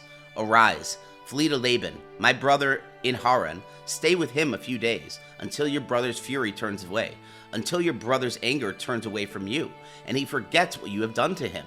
Then I will send, and you will go from there. Why should I be bereaved of you both in one day? Rebekah said to Isaac, I am weary of my life because of the daughters of Heth. If Jacob takes a wife of the daughters of Heth, such as these, of the daughters of the land, what good will my life do me? Bereshit, chapter 28. Isaac called Jacob, blessed him, and commanded him, You shall not take a wife of the daughters of Canaan. Arise, go to Padan Aram, to the house of Bethuel your mother's father. Take a wife from there, from the daughters of Laban your mother's brother. May God Almighty bless you, and make you fruitful, and multiply you, that you may be a company of peoples, and give you the blessing of Abraham, to you and to your offspring with you, that you may inherit the land where you travel, which God gave Abraham. Isaac sent Jacob away. He went to Padan Aram to Laban, son of Bethuel the Syrian, the brother of Rebekah, Jacob, and Esau's mother. Now Esau saw that Isaac had blessed Jacob, and sent him away to Padan Aram, to take him a wife from there, and that as he blessed him, he gave him a command, saying, You shall not take a wife of the daughters of Canaan, and that Jacob obeyed his father and his mother, and was gone to Padan Aram. Esau saw that the daughters of Canaan did not please Isaac his father. So Esau went to Ishmael, and took, in addition to the wives that he had, Mahalath, the daughter of Ishmael, Abraham's son, the sister of Nebuath, to be his wife. Jacob went out from Beersheba, and went toward Haran. He came to a certain place, and stayed there all night, because the sun had set. He took one of the stones of the place, and put it under his head, and lay down in that place to sleep. He dreamed, and saw a stairway set up on the earth, and its top reached to heaven. Behold, the angels of God were ascending and descending on it. Behold, the Lord stood above it, and said, I am the Lord, the God of Abraham, your father, and the God of Isaac. I will give you the land you lie on, to you and to your offspring. Your offspring will be as the dust of the earth, and you will spread abroad to the west, and to the east, and to the north, and to the south. In you and in your offspring, all the families of the earth will be blessed. Behold, I am with you, and will keep you wherever you go, and will bring you again into this land, for I will not leave you until I have done that which I have spoken to you. Jacob awakened out of his sleep, and he said, Surely the Lord is in this place, and I didn't know it. He was afraid, and said, How awesome this place is! This is none other than God's house, and this is the gate of heaven. Jacob rose up early in the morning, and took the stone that he had put under his bed, and set it up for a pillar, and poured oil on its top. He called the name of that place Bethel, but the name of the city was Luz at the first. Jacob vowed a vow, saying, If God will be with me, and will keep me in this way that I go, and will give me bread to eat and clothing to put on, so that I come again to my father's house in peace, and the Lord will be my God. Then this stone, which I have set up for a pillar, will be God's house. Of all that you will give me, I will surely give a tenth to you. Bereshit, chapter 29. Then Jacob went on his journey, and came to the land of the children of the east. He looked, and saw a well in the field, and saw 3 flocks of sheep lying there by it. For out of that well they watered the flocks. The stone on the well's mouth was large. There all the flocks were gathered. They rolled the stone from the well's mouth, and watered the sheep, and put the stone back on the well's mouth in its place. Jacob said to them, My relatives, where are you from? They said, We are from Haran. He said to them, Do you know Laban, the son of Nahor? They said, We know him. He said to them, Is it well with him? They said, It is well. See, Rachel, his daughter, is coming with the sheep. He said, Behold, it is still the middle of the day, not time to gather the livestock together. Water the sheep and go and feed them. They said, We cannot, until all the flocks are gathered together, and they roll the stone from the well's mouth. Then we will water the sheep. While he was yet speaking with them, Rachel came with her father's sheep, for she kept them. When Jacob saw Rachel, the daughter of Laban, his mother's brother, and the sheep of Laban, his mother's brother, Jacob went near and rolled the stone from the well's mouth and watered the flock of Laban, his mother's brother. Jacob kissed Rachel and lifted up his voice and wept. Jacob told Rachel that he was her father's relative and that he was Rebekah's son. She ran and told her father. When Laban heard the news of Jacob, his sister's son, he ran to meet Jacob and embraced him and kissed him and brought him to his house. Jacob told Laban all these things. Laban said to him, Surely you are my bone and my flesh. Jacob stayed with him for a month. Laban said to Jacob, Because you are my relative, should you therefore serve me for nothing? Tell me, what will your wages be? Laban had 2 daughters. The name of the elder was Leah, and the name of the younger was Rachel. Leah's eyes were weak, but Rachel was beautiful in form and attractive. Jacob loved Rachel. He said, I will serve you 7 years for Rachel, your younger daughter. Laban said, It is better that I give her to you than I should give her to another man. Stay with me. Jacob served 7 years for Rachel. They seemed to him but a few days, for the love he had for her. Jacob said to Laban, Give me my wife, for my days are fulfilled, that I may go into her. Laban gathered together all the men of the place and made a feast. In the evening he took Leah his daughter and brought her to Jacob. He went into her. Laban gave Zilpah his servant to his daughter, Leah for a servant. In the morning, behold, it was Leah. He said to Laban, What is this you have done to me? Didn't I serve with you for Rachel? Why then have you deceived me? Laban said, It is not done so in our place, to give the younger before the firstborn. Fulfill the week of this one, and we will give you the other also, for the service which you will serve with me for 7 more years. Jacob did so, and fulfilled her week. He gave him Rachel his daughter as wife. Laban gave Bilhah his servant to his daughter Rachel to be her servant. He went in also to Rachel, and he loved also Rachel more than Leah, and served him 7 more years. The Lord saw that Leah was hated, and he opened her womb, but Rachel was barren. Leah conceived and bore a son, and she named him Reuben, for she said, Because the Lord has looked at my affliction, for now my husband will love me. She conceived again and bore a son, and said, Because the Lord has heard that I am hated, he has therefore given me this son also. She named him Simeon. She conceived again and bore a son. She said, Now this time my husband will be joined to me, because I have borne him 3 sons. Therefore his name was called Levi. She conceived again and bore a son. She said, This time I will praise the Lord. Therefore she named him Judah. Then she stopped bearing. Bereshit, chapter 30. When Rachel saw that she bore Jacob no children, Rachel envied her sister. She said to Jacob, Give me children, or else I will die. Jacob's anger burned against Rachel, and he said, I am in God's place. Who has withheld from you the fruit of the womb? She said, Behold, my maid Bilhah, go into her, that she may bear on my knees, and I also may obtain children by her. She gave him Bilhah, her servant, as wife, and Jacob went into her. Bilhah conceived and bore Jacob a son. Rachel said, God has judged me, and has also heard my voice, and has given me a son. Therefore she called his name Dan. Bilhah's, Rachel's servant, conceived again, and bore Jacob a second son. Rachel said, I have wrestled with my sister with mighty wrestlings and have prevailed. She named him Naphtali. When Leah saw that she had finished bearing, she took Zilpah, her servant, and gave her to Jacob as a wife. Zilpah, Leah's servant, bore Jacob a son. Leah said, How fortunate! She named him Gad. Zilpah, Leah's servant, bore Jacob a second son. Leah said, Happy am I, for the daughters will call me happy. She named him Asher. Reuben went in the days of wheat harvest and found mandrakes in the field, and brought them to his mother Leah. Then Rachel said to Leah, Please give me some of your son's mandrakes. Leah said to her, It is a small matter that you have taken away my husband. Would you take away my son's mandrakes also? Rachel said, Therefore he will lie with you tonight for your son's mandrakes. Jacob came from the field in the evening, and Leah went out to meet him and said, You must come into me, for I have surely hired you with my son's mandrakes. He lay with her that night. God listened to Leah, and she conceived, and bore Jacob a fifth son. Leah said, God has given me my hire, because I gave my servant to my husband. She named him Ishkar. Leah conceived again, and bore a sixth son to Jacob. Leah said, God has endowed me with a good dowry. Now my husband will live with me, because I have borne him 6 sons. She named him Zebulun.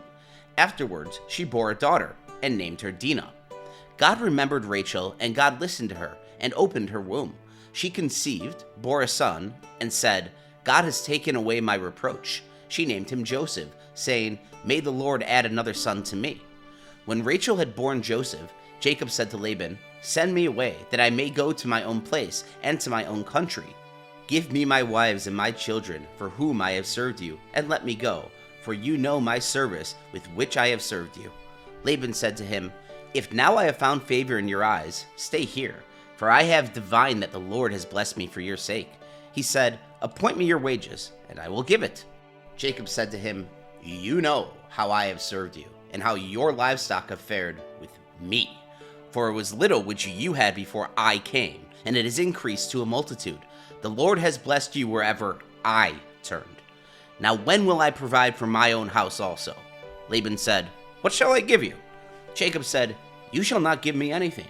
If you will do this thing for me, I will again feed your flock and keep it. I will pass through all your flock today, removing from there every speckled and spotted one, and every black one among the sheep, and the spotted and speckled among the goats.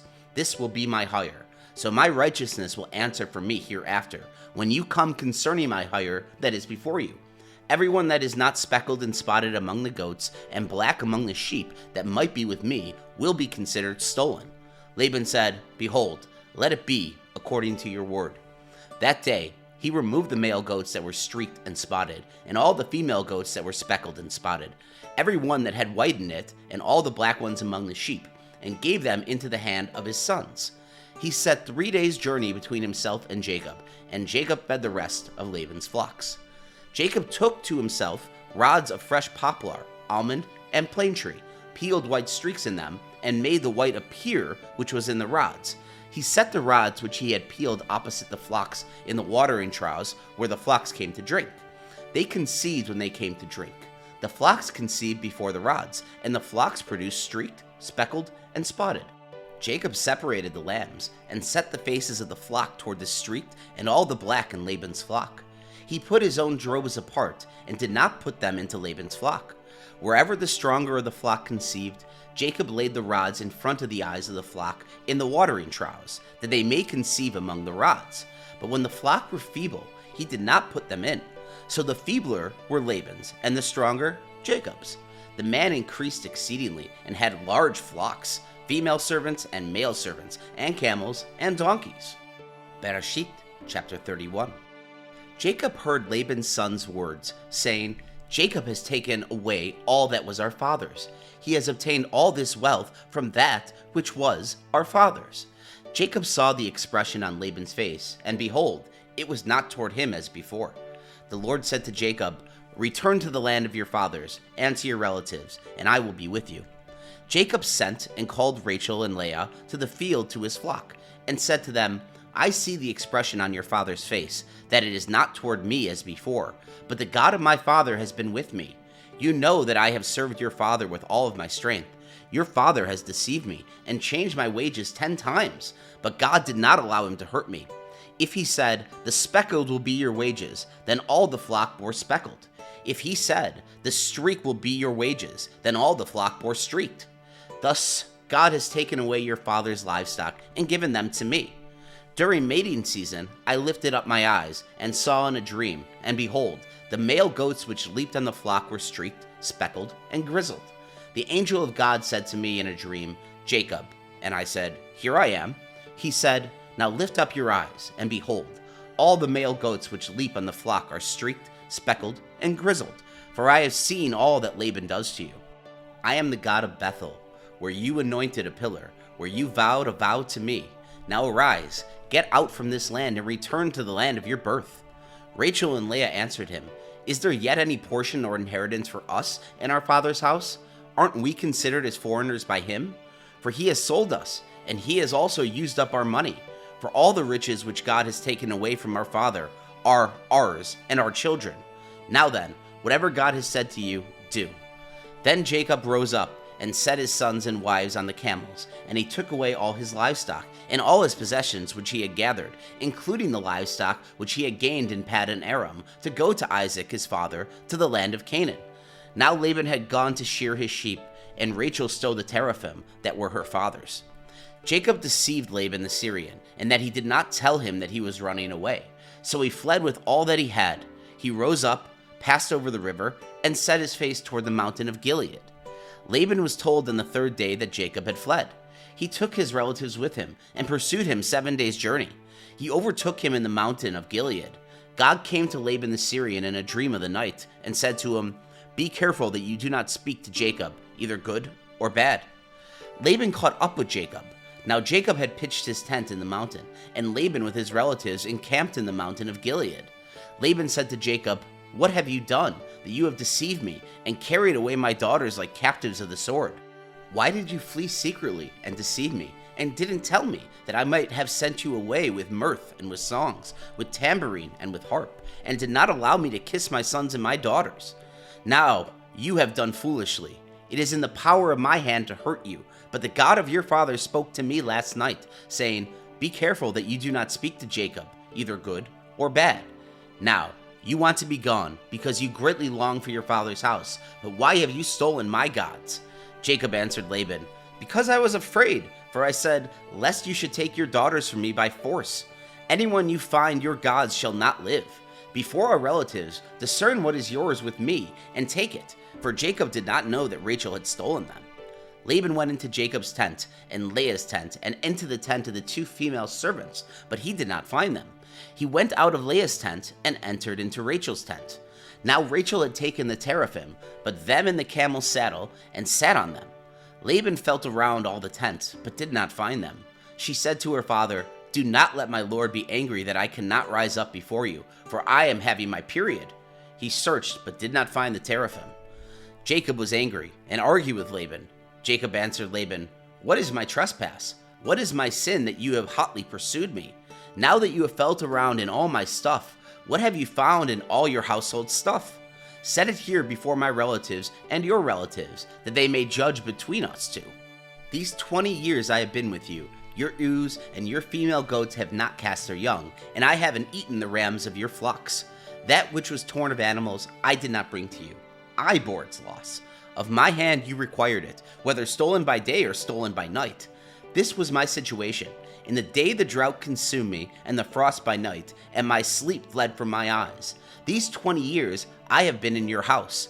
I served your 14 years for your 2 daughters, and 6 years for your flock, and you have changed my wages 10 times. Unless the God of my father, the God of Abraham, and the fear of Isaac had been with me, surely now you would have sent me away empty. God has seen my affliction and the labor of my hands, and rebuked you last night. Laban answered Jacob, The daughters are my daughters, the children are my children, the flocks are my flocks, and all that you see is mine.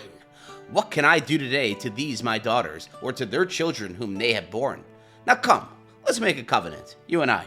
Let it be for a witness between me and you. Jacob took a stone and set it up for a pillar. Jacob said to his relatives, Gather stones. They took stones and made a heap. They ate there by the heap.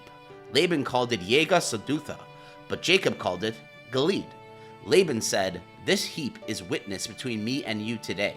Therefore it was named Gilead and Mizpah, for he said, "The Lord watch between me and you, when we are absent from one another. If you afflict my daughters, or if you take wives in addition to my daughters, no man is with us. Behold, God is witness between me and you." Laban said to Jacob, "See this heap, and see the pillar, which I have set between me and you. May this heap be a witness, and the pillar be a witness, that I will not pass over this heap to you, and that you will not pass over this heap and this pillar to me, for harm. The God of Abraham and the God of Nahor, the God of their father, judge between us." Then Jacob swore by the fear of his father Isaac. Jacob offered a sacrifice in the mountain, and called his relatives to eat bread. They ate bread, and stayed all night in the mountain. Early in the morning, Laban rose up, and kissed his sons and his daughters, and blessed them. Laban departed, and returned to his place. Bereshit, chapter 32. Jacob went on his way, and the angels of God met him. When he saw them, Jacob said, "This is God's army." He called the name of that place Manaheim. Jacob sent messengers in front of him to Esau, his brother, to the land of Zair, the field of Edom. He commanded them, saying, "This is what you shall tell my lord Esau, this is what your servant Jacob says. I have lived as a foreigner with Laban, and stayed until now. I have cattle, donkeys, flocks, male servants, and female servants. I have sent to tell my lord, that I may find favor in your sight." The messengers returned to Jacob, saying, "We came to your brother Esau. He is coming to meet you, and 400 men are with him." Then Jacob was greatly afraid and was distressed. He divided the people who were with him, along with the flocks, the herds, and the camels, into 2 companies. He said, "If Esau comes to the one company and strikes it, then the company which is left will escape." Jacob said, "God of my father Abraham, and God of my father Isaac, the Lord, who said to me, 'Return to your country and to your relatives, and I will do you good.' I am not worthy of the least of all the loving kindnesses and all the truth which you have shown to your servant. For with just my staff I crossed over this Jordan, and now have become 2 companies.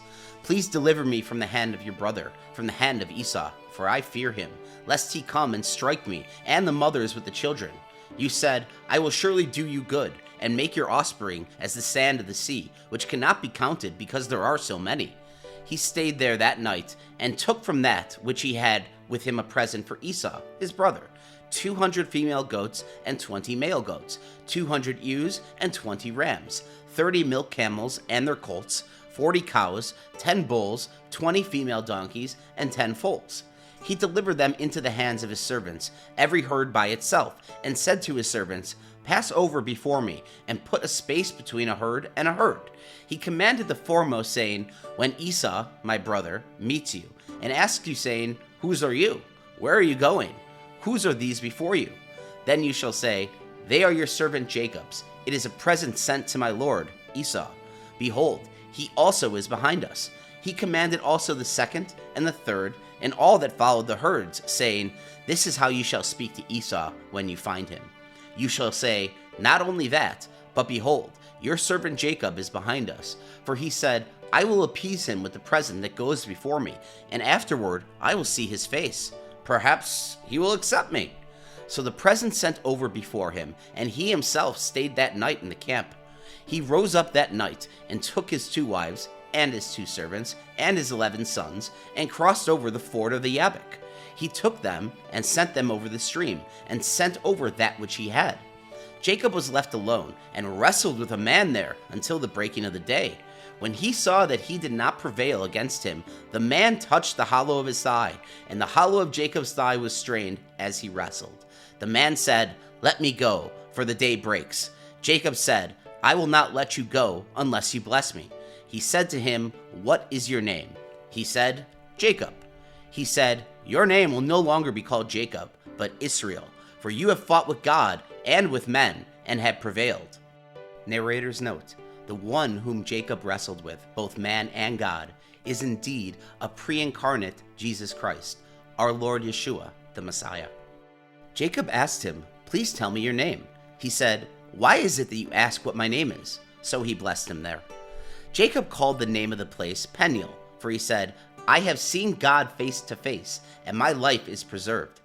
Narrator's note: one cannot see the Lord's face and surely expect to live. So says Exodus 33, verse 20. The sun rose on him as he passed over Peniel, and he limped because of his thigh. Therefore, the children of Israel do not eat the sinew of the hip, which is on the hollow of the thigh, to this day, because he touched the hollow of Jacob's thigh in the sinew of the hip. Bereshit, chapter 33. Jacob lifted up his eyes and looked, and behold, Esau was coming, and with him 400 men. He divided the children between Leah, Rachel, and the 2 servants. He put the servants and their children in front, Leah and her children after, and Rachel and Joseph at the rear. He himself passed over in front of them and bowed himself to the ground 7 times until he came near to his brother. Esau ran to meet him, embraced him, fell on his neck, kissed him, and they wept. He lifted up his eyes and saw the woman and the children and said, "Who are these with you?" He said, "The children whom God has graciously given your servant." Then the servants came near with their children, and they bowed themselves. Leah also and her children came near, and bowed themselves. After them, Joseph came near with Rachel, and they bowed themselves. Esau said, "What do you mean by all this company which I met?" Jacob said, "To find favor in the sight of my lord." Esau said, "I have enough, my brother. Let that which you have be yours." Jacob said, "Please, no. If I have now found favor in your sight, then receive my present at my hand, because I have seen your face as one sees the face of God, and you were pleased with me. Please take the gift that I brought to you, because God has dealt graciously with me, and because I have enough." He urged him and took it. Esau said, "Let's take our journey and let's go, and I will go before you." Jacob said to him, "My Lord knows that the children are tender, and that the flocks and herds with me have their young, and if they overdrive them one day, all the flocks will die. Please, let my Lord pass over before his servant, and I will lead on gently, according to the pace of the livestock that are before me, and according to the pace of the children, until I come to my Lord to Zair." Esau said, "Let me now leave with you some of the people who are with you." He said, "Why? Let me find favor in the sight of my Lord." So Esau returned that day on his way to Zair. Jacob traveled to Succoth, built himself a house, and made shelters for his livestock. Therefore, the name of the place is called Succoth. Jacob came in peace to the city of Shechem, which is in the land of Canaan, when he came from Paddan Aram, and encamped before the city. He brought the parcel of land where he had spread his tents at the hand of the children of Hamor, Shechem's father, for 100 pieces of money. He erected an altar there and called it El Elohe Israel. Bereshit, chapter 34. Dinah, the daughter of Leah, whom she bore to Jacob, went out to see the daughters of the land. Shechem, the son of Hamor, the Hivite, the prince of the land, saw her. He took her, lay with her, and humbled her. His soul joined to Dinah, the daughter of Jacob, and he loved the young lady and spoke kindly to the young lady. Shechem spoke to his father, Hamor, saying, "Get me this young lady as a wife." Now Jacob heard that he had defiled Dinah, his daughter, and his sons were with his livestock in the field. Jacob held his peace until they came. Hamor, the father of Shechem, went out to Jacob to talk with him. The sons of Jacob came in from the field when they heard it. The men were grieved, and they were very angry, because he had done folly in Israel in lying with Jacob's daughter, a thing that ought not to be done. Hamor talked with them, saying, "The soul of my son, Shechem, longs for your daughter. Please give her to him as a wife. Make marriages with us. Give your daughters to us, and take our daughters for yourselves. You shall dwell with us, and the land will be before you. Live and trade in it, and get possessions in it." Shechem said to her father and to her brothers, "Let me find favor in your eyes, and whatever you will tell me, I will give. Ask me a great amount for a dowry, and I will give whatever you ask of me. But give me the young lady as a wife." The sons of Jacob answered Shechem and Hamor, his father, with deceit when they spoke, because he had defiled Dinah their sister, and said to them, "We cannot do this thing, to give our sister to one who is uncircumcised, for that is a reproach to us. Only on this condition will we consent to you. If you will be as we are, that every male of you be circumcised, then we will give our daughters to you, and we will take your daughters to us, and we will dwell with you, and we will become one people. But if you will not listen to us and be circumcised, then we will take our sister, and we will be gone." Their words pleased Hamor and Shechem, Hamor's son. The young man didn't wait to do this thing because he had delight in Jacob's daughter, and he honored above all the house of the father. Hamor and Shechem, his son, came to the gate of their city and talked with the men of their city, saying, "These men are peaceful with us.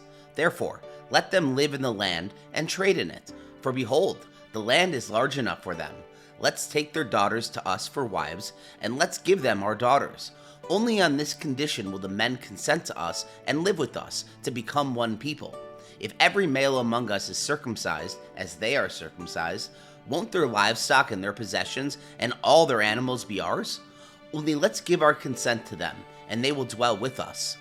All who went out of the gate of his city listened to Hamor and to Shechem his son, and every male was circumcised, all who went out of the gate of his city. On the third day, when they were sore, 2 of Jacob's sons, Simeon and Levi, Dinah's brothers, each took his sword, came upon the unsuspecting city, and killed all the males. They killed Hamor and Shechem his son with the edge of the sword, and took Dinah out of Shechem's house, and went away. Jacob's sons came on the dead, and plundered the city, because they had defiled their sister. They took their flocks, their herds, their donkeys, that which was in the city, that which was in the field, and all their wealth. They took captive all the little ones and their wives, and took as plunder everything that was in the house. Jacob said to Simeon and Levi, "You have troubled me, to make me odious to the inhabitants of the land, among the Canaanites and the Perizzites. I am few in number. They will gather themselves together against me and strike me, and I will be destroyed, I and my house." They said, "Should he deal with our sister as with a prostitute?" Bereshit, chapter 35. God said to Jacob, "Arise, go up to Bethel and live there. Make there an altar to God, who appeared to you when you fled from the face of Esau your brother." Then Jacob said to his household and to all who were with him, "Put away the foreign gods that are among you. Purify yourselves and change your garments. Let's arise and go up to Bethel. I will make there an altar to God, who answered me in the day of my distress, and was with me on the way which I went." They gave to Jacob all the foreign gods which were in the hands, and the rings which were in the ears, and Jacob hid them under the oak, which was by Shechem. They traveled, and a terror of God was on the cities that were around them, and they did not pursue the sons of Jacob. So Jacob came to Luz, that is, Bethel, which is in the land of Canaan, he and all the people who were with him. He built an altar there, and called the place El Beth El, because there God was revealed to him. When he fled from the face of his brother, Deborah, Rebekah's nurse, died, and she was buried below Bethel, under the oak, and its name was called Alon Bachuth. God appeared to Jacob again, when he came from Padan Aram, and blessed him. God said to him, "Your name is Jacob. Your name shall not be Jacob anymore, but your name will be Israel." He named him Israel. God said to him, "I am God Almighty. Be fruitful and multiply. A nation and a company of nations will be from you, and kings will come out of your body. The land which I gave to Abraham and Isaac, I will give it to you, and to your offspring after you, I will give the land." God went up from him in the place where he spoke with him. Jacob set up a pillar in the place where he spoke with him, a pillar of stone. He poured out a drink offering on it, and poured oil on it. Jacob called the name of the place where God spoke with him, Bethel. They traveled from Bethel. There was still some distance to come to Ephrath, and Rachel travailed. She had hard labor. When she was in hard labor, the midwife said to her, "Do not be afraid, for now you will have another son." As her son was departing, for she died, she named him Benoni, but his father named him Benjamin. Rachel died and was buried on the way to Ephrath, also called Bethlehem. Jacob set up a pillar on her grave. The same is the pillar of Rachel's grave to this day. Israel traveled and spread his tent beyond the Tower of Eden. While Israel lived in that land, Reuben went and lay with Bilhah, his father's concubine, and Israel heard of it. Now the sons of Jacob were 12. The sons of Leah, Reuben, Jacob's firstborn, Simeon, Levi, Judah, Issachar, and Zebulun. The sons of Rachel, Joseph, and Benjamin. The sons of Bilhah, Rachel's servant, Dan and Naphtali. The sons of Zilpah, Leah's servant, Gad and Asher. These are the sons of Jacob who were born to him in Padan Aram. Jacob came to Isaac his father, to Mamre, to Kiriath Arba, which is Hebron, where Abraham and Isaac lived as foreigners. The days of Isaac were 180 years. Isaac gave up the spirit and died, and he was gathered to his people, old and full of days. Esau and Jacob, his sons, buried him. Bereshit, chapter 36. Now this is the history of the generations of Esau, that is, Edom. Esau took his wives from the daughters of Canaan, Adah, the daughter of Elon, the Hittite, and Oholibamah, the daughter of Anah, the daughter of Zibeon, the Hivite, and Basemath, Ishmael's daughter, sister of Naboth. Adah bore to Esau Eliphaz. Basemath bore Reuel. Oholibamah bore Jeush, Jalam, and Korah. These are the sons of Esau, who were born into him in the land of Canaan. Esau took his wives, his sons, his daughters, and all the members of his household, with his livestock, all the animals, and all his possessions, which he had gathered in the land of Canaan, and went into a land away from his brother Jacob. For their substance was too great for them to dwell together, and the land of their travels couldn't bear them because of their livestock. Esau lived in the hill country of Zer Isu is Edom. This is the history of the generations of Esau, the father of the Edomites, in the hill country of Zair. These are the names of Esau's sons: Eliphaz, the son of Adah, the wife of Esau, and Reuel, the son of Basemath, the wife of Esau. The sons of Eliphaz were Teman, Omar, Zepho, and Gatam, and Kenaz. Timnah was concubine to Eliphaz, Esau's son, and she bore to Eliphaz Ammon. These are the descendants of Adah, Esau's wife. These are the sons of Reuel, Nahath, Zerah, Shammah, and Mitzah. These were the descendants of Basemath, Esau's wife.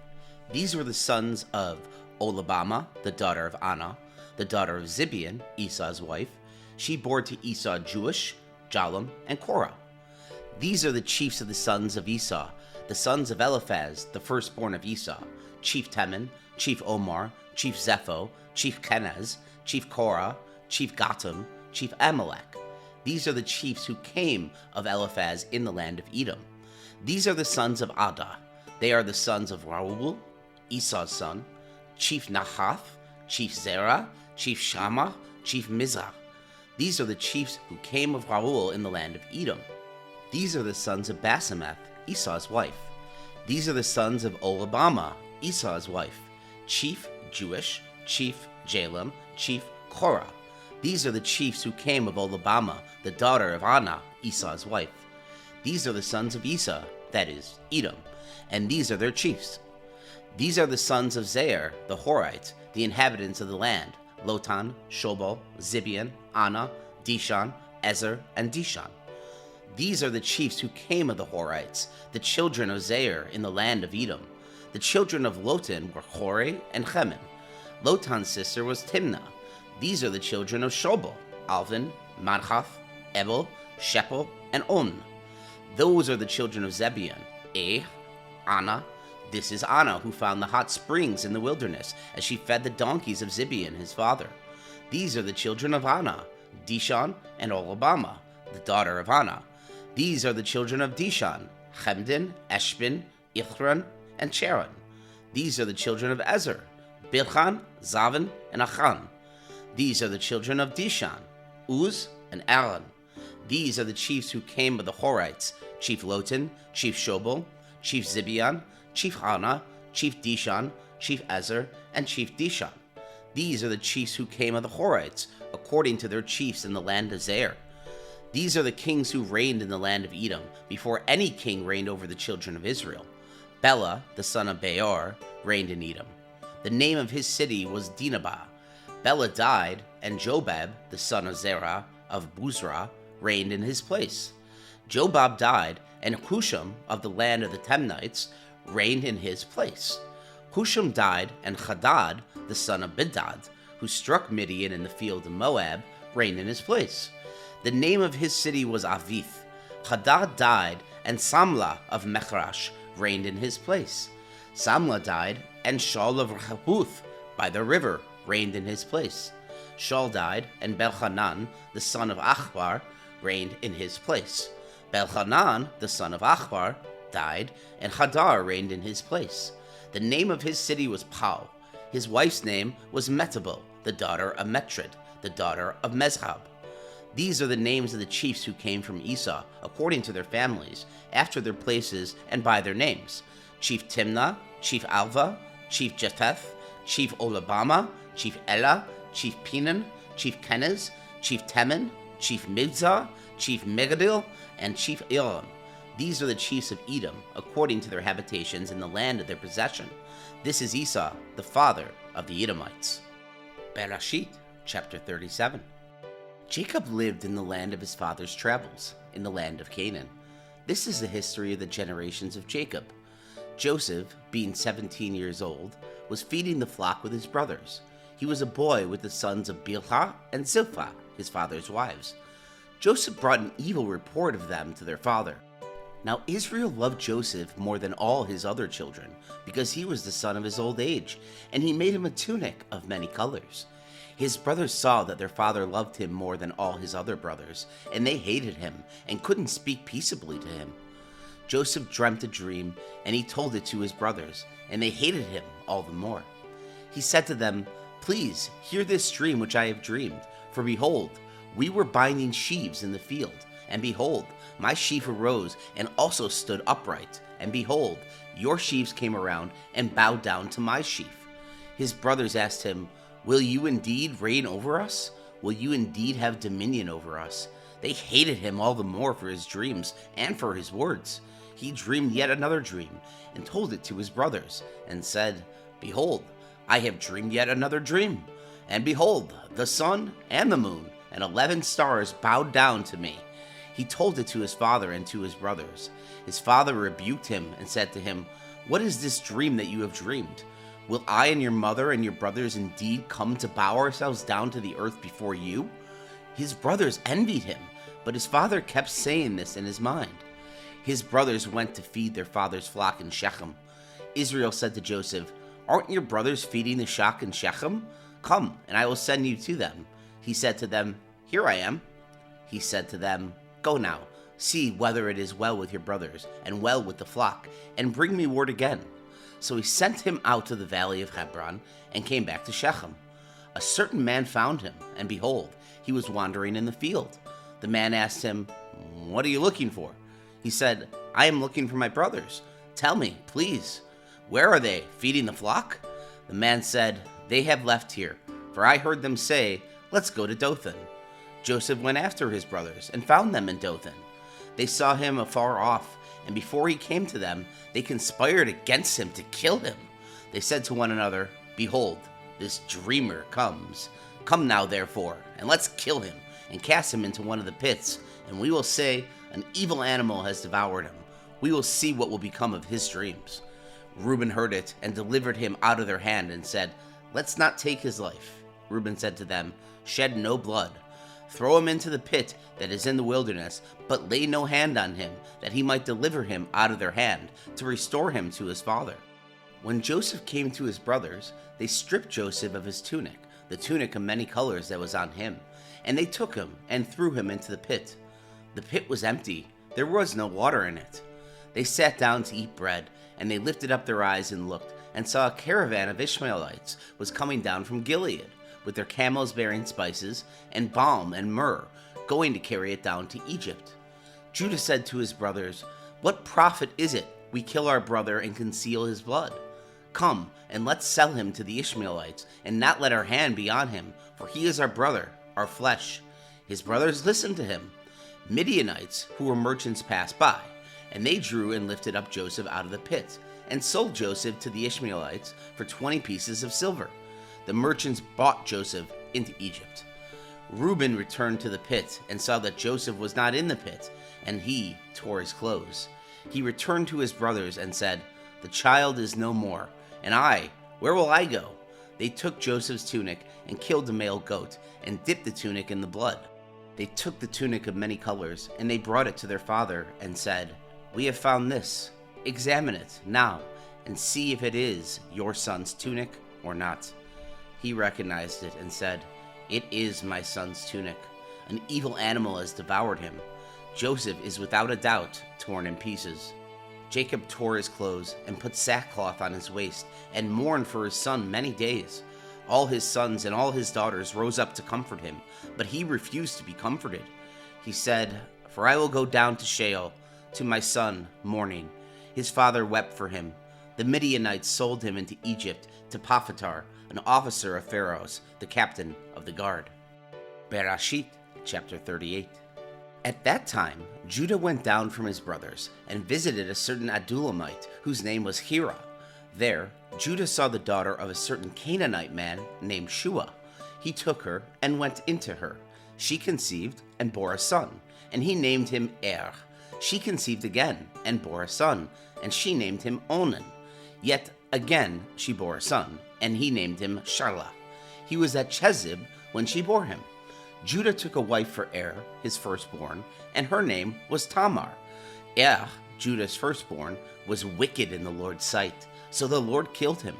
Judah said to Onan, "Go into your brother's wife, and perform the duty of a husband's brother to her, and raise up offspring for your brother."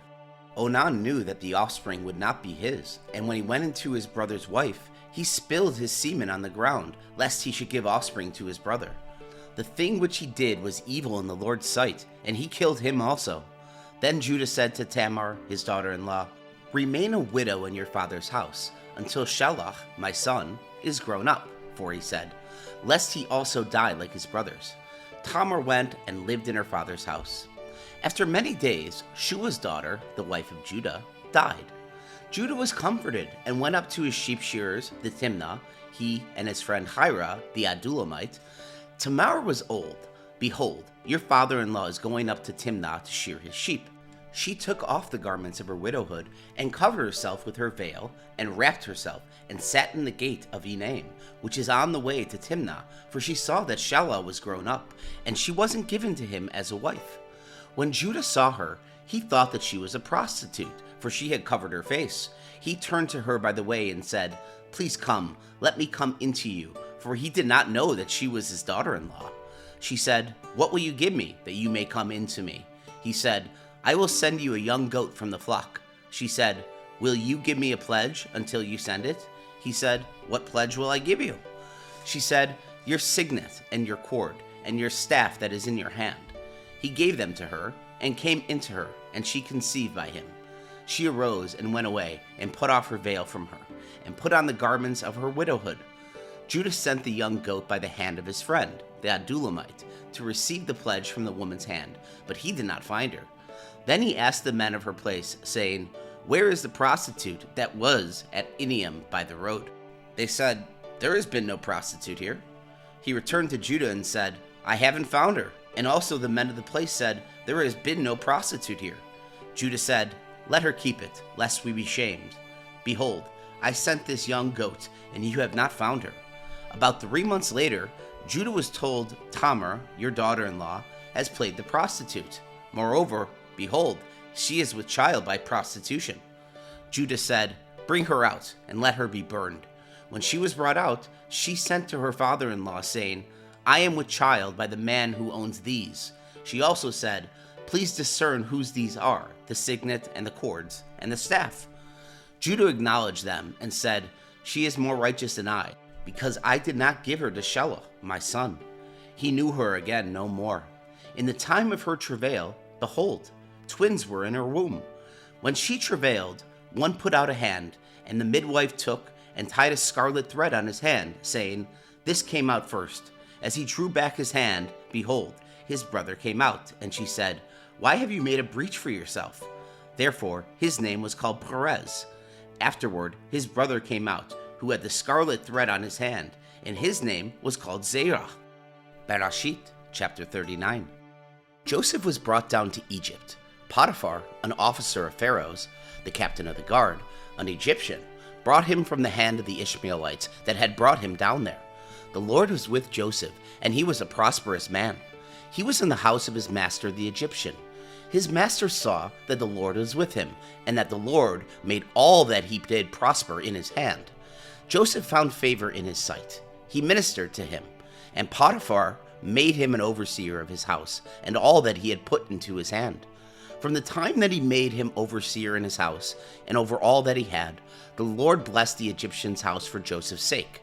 The Lord's blessing was on all that he had, in the house and in the field.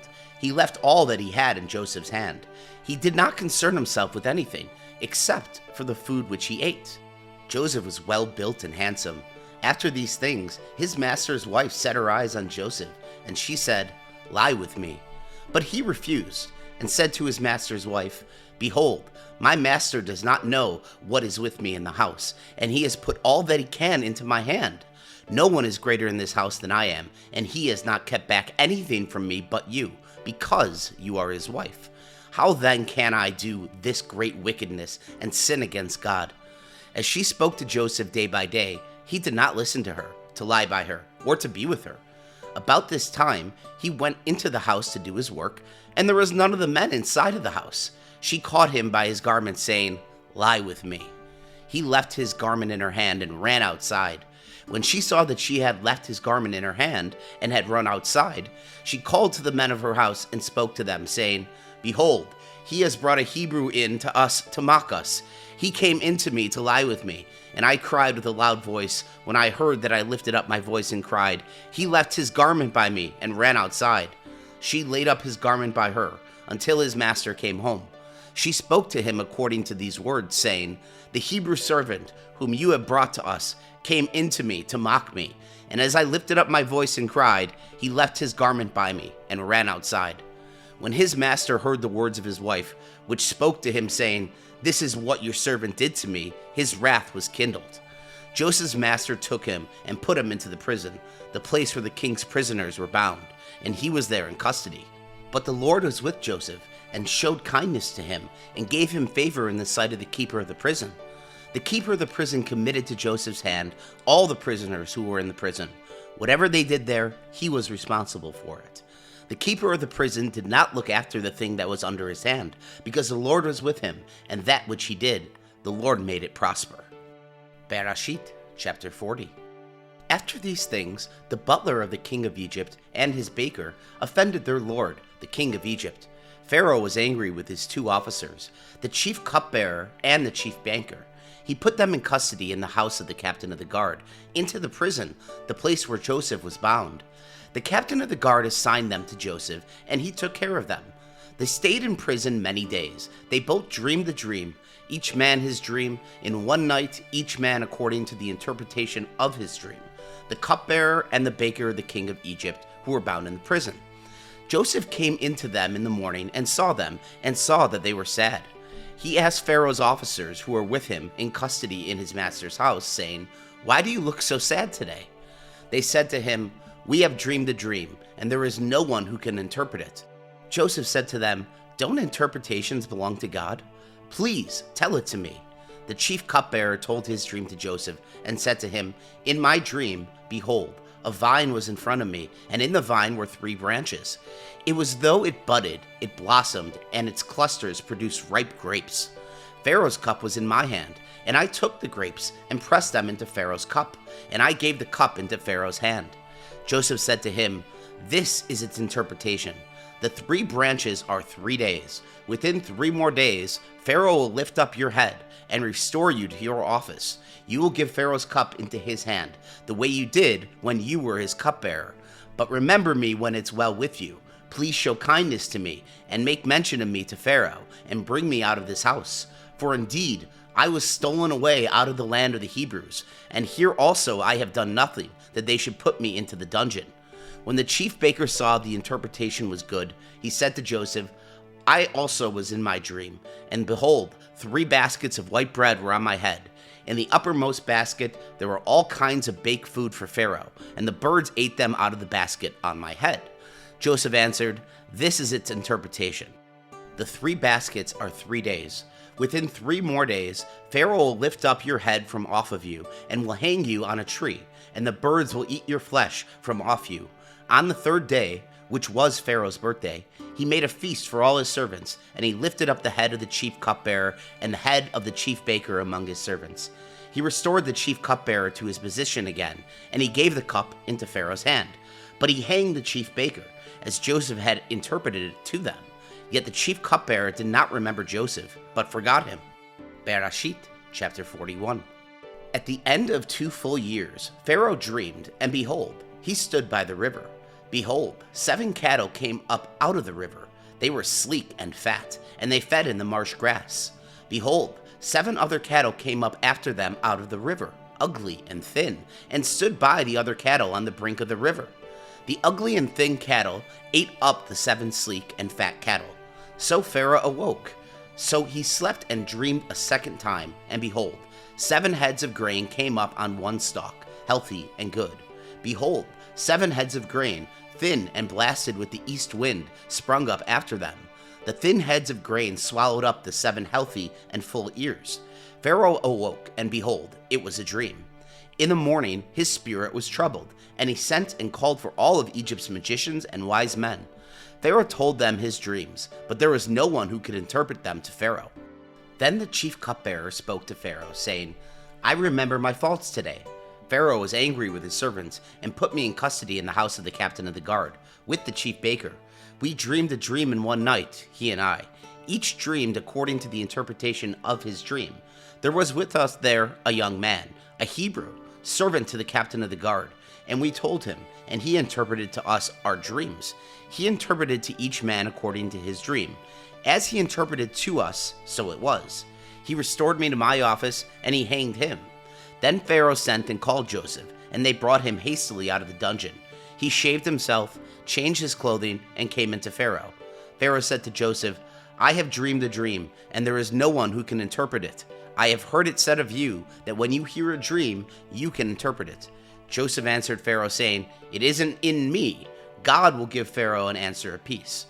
Pharaoh spoke to Joseph, In my dream, behold, I stood on the brink of the river, and behold, 7 fat and sleek cattle came up out of the river. They fed in the marsh grass, and behold, 7 other cattle came up after them, poor and very ugly and thin, such as I have never seen in all the land of Egypt for ugliness. The thin and ugly cattle ate up the first 7 fat cattle, and when they had eaten them up, it couldn't be known that they had eaten them up on one stalk, full and good. And behold, 7 heads of grain, withered, thin, and blasted with the east wind, sprung up after them. The thin heads of grain swallowed up the 7 good heads of grain. I told it to the magicians, but there was no one who could explain it to me. Joseph said to Pharaoh, The dream of Pharaoh is one. What God is about to do, he has declared to Pharaoh. The 7 good cattle are 7 years, and the 7 good heads of grain are 7 years. The dream is one. The 7 thin and ugly cattle that came up after them are 7 years, and also the 7 empty heads of grain blasted with the east wind. They will be 7 years of famine. That is the thing which I have spoken to Pharaoh. God has shown Pharaoh what he is about to do. Behold, 7 years of great plenty throughout all the land of Egypt are coming. 7 years of famine will arise after them, and all the plenty will be forgotten in the land of Egypt. The famine will consume the land, and the plenty will not be known in the land by reason of the famine which allows, for it will be very grievous. The dream was doubled to Pharaoh, because the thing is established by God, and God will shortly bring it to pass. Now, therefore, let Pharaoh look for a discreet and wise man, and set him over the land of Egypt. Let Pharaoh do this, and let him appoint overseers over the land, and take up the 5th part of the land of Egypt's produce in the 7 plenteous years. Let them gather all the food of these good years that come, and store them under the hand of Pharaoh for food in the cities, and let them keep it. The food will be to supply the land against the 7 years of famine, which will be in the land of Egypt, so that the land will not perish through the famine. The thing was good in the eyes of Pharaoh, and in the eyes of all his servants. Pharaoh said to his servants, Can we find such a one as this, a man in whom is the Spirit of God? Pharaoh said to Joseph, Because God has shown you all of this, there is no one so discreet and wise as you. You shall be over my house. All my people will be ruled according to your word. Only in the throne I will be greater than you. Pharaoh said to Joseph, Behold, I have set you over all the land of Egypt. Pharaoh took off his signet ring from his hand and put it on Joseph's hand, and arrayed him in robes of fine linen, and put a gold chain about his neck. He made him ride in the 2nd chariot which he had. They cried before him, Bow the knee. He set him over all the land of Egypt. Pharaoh said to Joseph, I am Pharaoh. Without you, no man shall lift up his hand or his foot in all the land of Egypt. Pharaoh called Joseph's name Zaphenath-Paneah. He gave him Asenath, the daughter of Potiphar, priest of On, as a wife. Joseph went out over the land of Egypt. Joseph was 30 years old when he stood before Pharaoh, king of Egypt. Joseph went out from the presence of Pharaoh and went throughout all the land of Egypt. In the 7 plenteous years, the earth produced abundantly. He gathered up all the food of the 7 years which were in the land of Egypt and laid up the food in the cities. He stored food in each city from the fields around the city. Joseph laid up grain as the sand of the sea, very much, until he stopped counting, for it was without number. To Joseph were born 2 sons before the year of famine came. From Anaseth, the daughter of Potiphar, priest of On, bore to him. Joseph called the name of the firstborn Manasseh, for he said, God has made me forget all my toil and all my father's house. The name of the second was called Ephraim, for God has made me fruitful in the land of my affliction. The 7 years of plenty that were in the land of Egypt came to an end. The 7 years of famine began to come, just as Joseph had said. There was famine in all lands, but in the land of Egypt there was bread. When all the land of Egypt was famished, the people cried to Pharaoh for bread, and Pharaoh said to all the Egyptians, Go to Joseph. What he says to you, do.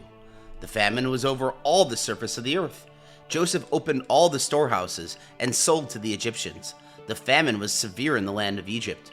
All countries came into Egypt to Joseph to buy grain, because the famine was severe in all of the earth. Bereshit, chapter 42. Now Jacob saw that there was grain in Egypt, and Jacob said to his sons, Why do you look at one another?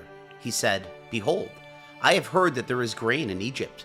Go down there and buy for us from there, so that we may live and not die. Joseph's 10 brothers went down to buy grain from Egypt. But Jacob did not send Benjamin, Joseph's brother, with his brothers, for he said, Lest perhaps harm happen to him. The sons of Israel came to buy among those who came, for the famine was in the land of Canaan. Joseph was the governor over the land. It was he who sold to all the people of the land. Joseph's brothers came and bowed themselves down to him with their faces to the earth. Joseph saw his brothers, and he recognized them, but acted like a stranger to them and spoke roughly with him. He said to them, Where did you come from? They said, From the land of Canaan, to buy food. Joseph recognized his brothers, but they did not recognize him.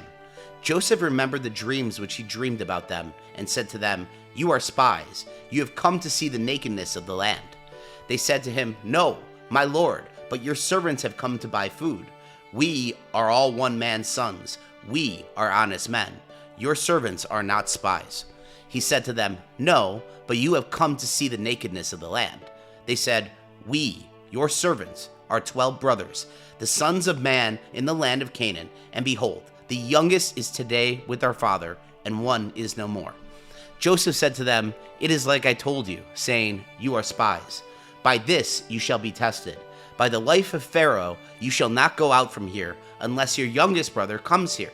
Send one of you, and let him get your brother, and you shall be bound, that your words may be tested, whether there is truth in you, or else by the life of Pharaoh surely you are spies. He put them all together into custody for 3 days. Joseph said to them the 3rd day, Do this and live, for I fear God. If you are an honest man, then let one of your brothers be bound in your prison.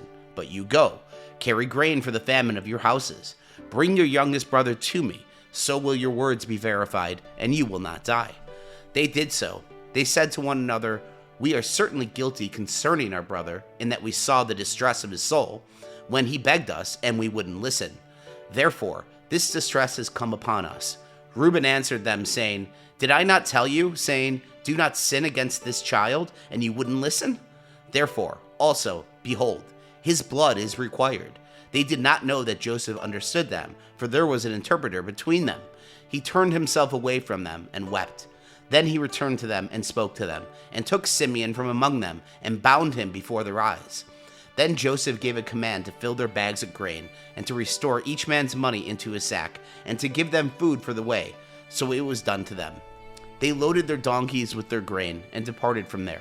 As one of them opened his sack to give his donkey food in the lodging place, he saw his money. Behold, it was in the mouth of his sack. He said to his brothers, My money is restored. Behold, it is in my sack.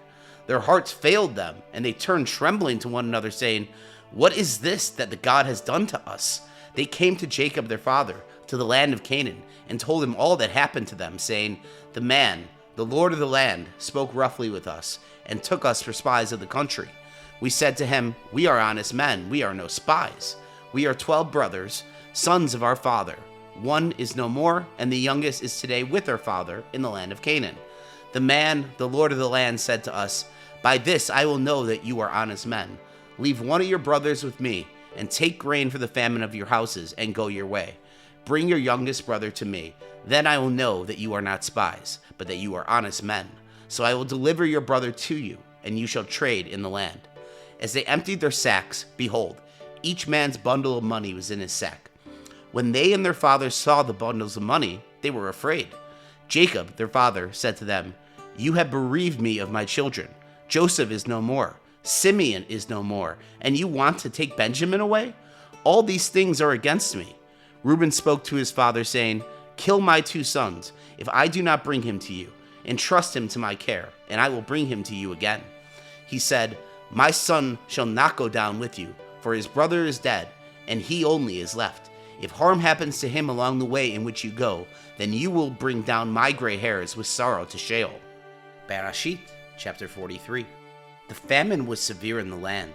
When they had eaten up the grain which they had brought out of Egypt, their father said to them, "Go again, buy us a little more food." Judah spoke to him, saying, "The man solemnly warned us, saying, 'You shall not see my face unless your brother is with you. If you'll send our brother with us, we'll go down and buy you food. But if you do not send him, we will not go down. For the man said to us, You shall not see my face unless your brother is with you.'" Israel said, "Why did you treat me so badly, telling the man that you had another brother?" They said, "The man asked directly concerning ourselves and concerning our relatives, saying, 'Is your father still alive? Have you another brother?' We just answered his questions. Is there any way we could know that he would say, 'Bring your other brother down'?" Judah said to Israel, his father, "Send the boy with me, and we'll get up and go, so that we may live and not die, both we, and you, and also our little ones. I'll be collateral for him. From my hand will you require him. If I do not bring him to you and set him before you, then let me bear the blame forever. For if we hadn't delayed, surely we would have returned a second time by now." Their father, Israel, said to them, "If it must be so, then do this. Take from the choice fruits of the land in your bags, and carry down a present for the man, a little balm, a little honey, spices, and myrrh, nuts, and almonds, and take double money in your hand, and take back the money that was returned in the mouth of your sacks. Perhaps it was an oversight. Take your brother also. Get up and return to the man. May God Almighty give you mercy before the man, that he may release to you your other brother and Benjamin. If I am bereaved of my children, I am bereaved." The men took that present, and they took double money in their hand. And Benjamin got up, went down to Egypt, and stood before Joseph. When Joseph saw Benjamin with him, he said to the steward of the house, "Bring the men into the house, and butcher an animal, and prepare, for the men will dine with me at noon." The man did as Joseph commanded, and the man brought the men to Joseph's house. The men were afraid, because they were brought to Joseph's house, and they said, "Because of the money that was returned in our sacks the first time, we're brought in, that he may seek occasion against us, attack us, and seize us as slaves, along with our donkeys." They came near to the steward of Joseph's house, and they spoke to him at the door of the house, and said, "O my lord, we indeed came down the first time to buy food. When we came to the lodging place, we opened our sacks, and behold, each man's money was in the mouth of his sack, our money in full weight. We have brought it back in our hand. We have brought down other money in our hand to buy food. We do not know who put our money in our sacks." He said, "Peace to you. Do not be afraid. Your God and the God of your father has given you treasure in your sacks. I received your money." He brought Simeon out to them. The man brought the men into Joseph's house and gave them water, and they washed their feet. He gave their donkeys fodder. They prepared the present for Joseph's coming at noon, for they heard that they should eat bread there. When Joseph came home, they brought him the present which was in their hand into the house, and bowed themselves down to the earth before him. He asked them of their welfare and said, "Is your father well? The old man of whom you spoke, is he yet alive?" They said, "Your servant, our father, is well. He is still alive." They bowed down humbly. He lifted up his eyes and saw Benjamin, his brother, his mother's son, and said, "Is this your youngest brother, of whom you spoke to me?" He said, "God be gracious to you, my son." Joseph hurried, for his heart yearned over his brother, and he sought a place to weep. He entered into his room and wept there. He washed his face and came out. He controlled himself and said, "Serve the meal." They served him by himself, and them by themselves, and the Egyptians who ate with him by themselves, because the Egyptians do not eat with the Hebrews, for that is an abomination to the Egyptians. They sat before him, the firstborn according to his birthright, and the youngest according to his youth. And the men marveled with one another. He sent portions to them from before him, but Benjamin's portion was 5 times as much as any of theirs. They drank and were merry with him. Bereshit, chapter 44. He commanded the steward of his house, saying, "Fill the men's sack with food, as much as they can carry, and put each man's money in his sack mouth. Put my cup, the silver cup, in the sack's mouth of the youngest, with his grain money." He did according to the word that Joseph had spoken. As soon as the morning was light, the men were sent away, they and their donkeys.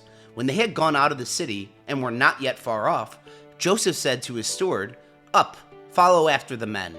When you overtake them, ask them, 'Why have you rewarded evil for good?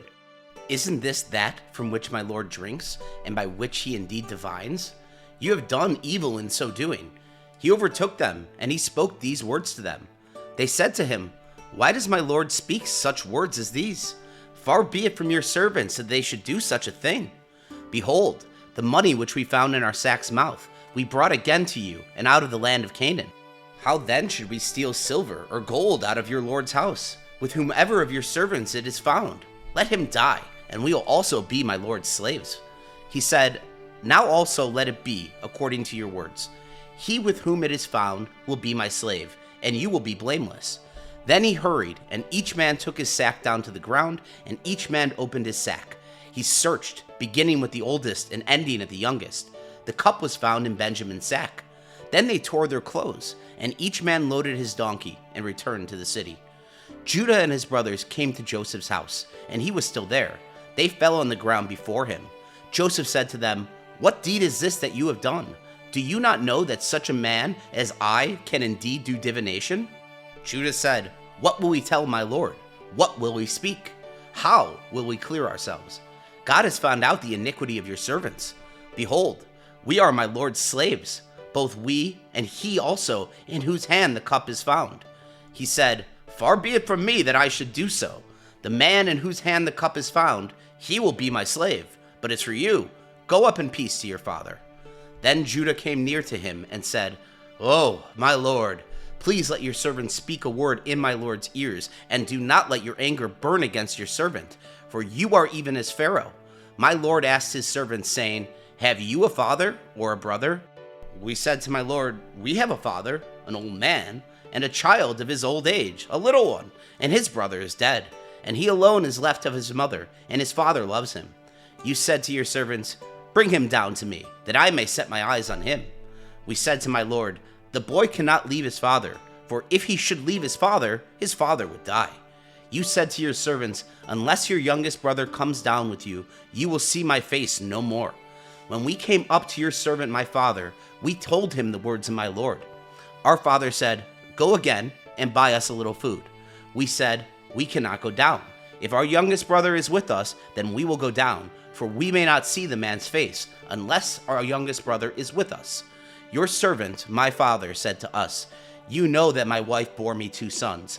One went out from me, and I said, Surely he is torn in pieces, and I haven't seen him since. If you take this one also from me, and harm happens to him, you will bring down my gray hairs with sorrow to Sheol. Now, therefore, when I come to your servant my father, and the boy is not with us, since his life is bound up in the boy's life, it will happen, when he sees the boy is no more, that he will die. Your servants will bring down the gray hairs of your servant, our father, with sorrow to Sheol. For your servant became collateral for the boy to my father, saying, If I do not bring him to you, then I will bear the blame to my father forever. Now, therefore, please, let your servant stay inside the boy, my lord's slave, and let the boy go up with his brothers. For how will I go up to my father if the boy isn't with me, lest I see the evil that will come on my father. Bereshit, chapter 45. Then Joseph couldn't control himself before all those who stood before him, and he called out, "Cause everyone to go out from me." No one else stood with him. While Joseph made himself known to his brothers, he wept aloud. The Egyptians heard, and the house of Pharaoh heard. Joseph said to his brothers, "I am Joseph. Does my father still live?" His brothers couldn't answer him, for they were terrified at his presence. Joseph said to his brothers, "Come near to me, please." They came near. He said, "I am Joseph, your brother, whom you sold into Egypt. Now, don't be grieved, nor angry with yourselves, that you sold me here, for God sent me before you to preserve life. For these 2 years the famine has been in the land, and there are yet 5 years in which there will be no plowing and no harvest. God sent me before you to preserve for you a remnant in the earth, and to save you alive by a great deliverance. So now it wasn't you who sent me here, but God, and he has made me a father to Pharaoh, lord of all his house, and ruler over all the land of Egypt. Hurry, and go up to my father and tell him, that is what your son Joseph says, God has made me lord of all Egypt. Come down to me, do not wait. You shall dwell in the land of Goshen, and you will be near to me, you, your children, your children's children, your flocks, your herds, and all that you have. There I will provide for you, for there are yet 5 years of famine, lest you come to poverty, you and your household, and all that you have. Behold, your eyes see, and the eyes of my brother Benjamin, that it is my mouth that speaks to you. You shall tell my father of all my glory in Egypt, and of all that you have seen. You shall hurry and bring my father down here." He fell on his brother Benjamin's neck and wept, and Benjamin wept on his neck. He kissed all his brothers and wept on them. After that his brothers talked with him. The report of it was heard in Pharaoh's house, saying, "Joseph's brothers have come." It pleased Pharaoh well, and his servants.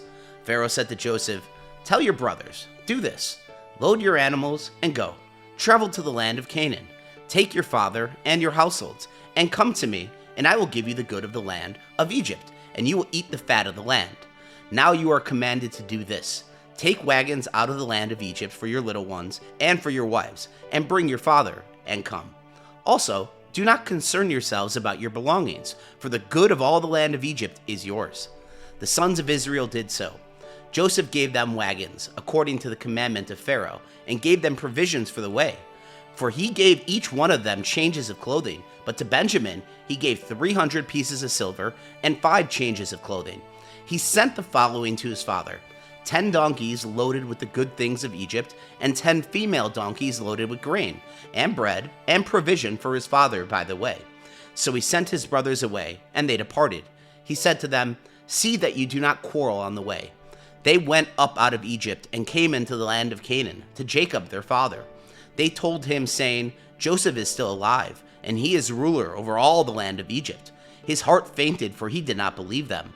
They told him all the words of Joseph which he had said to them. When he saw the wagons which Joseph had sent to carry him, the spirit of Jacob their father revived. Israel said, "It is enough. Joseph my son is still alive. I will go and see him before I die." Bereshit, chapter 46.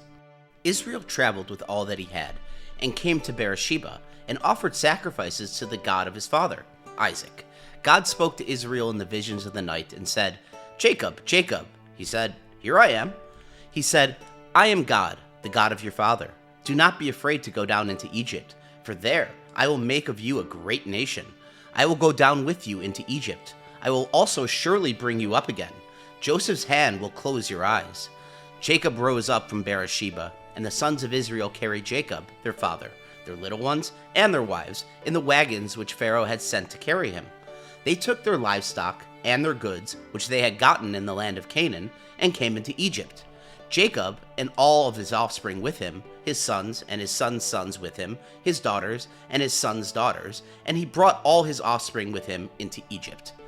These are the names of the children of Israel who came into Egypt, Jacob and his sons: Reuben, Jacob's firstborn; the sons of Reuben, Hanach, Palu, Hezron, and Carmi; the sons of Simeon, Jamul, Jamin, Ohad, Jachin, Zohar, and Shaul, the son of a Canaanite woman; the sons of Levi, Gershon, Kohath, and Merari; the sons of Judah, Each, Onan, Shelah, Perez, and Zerah.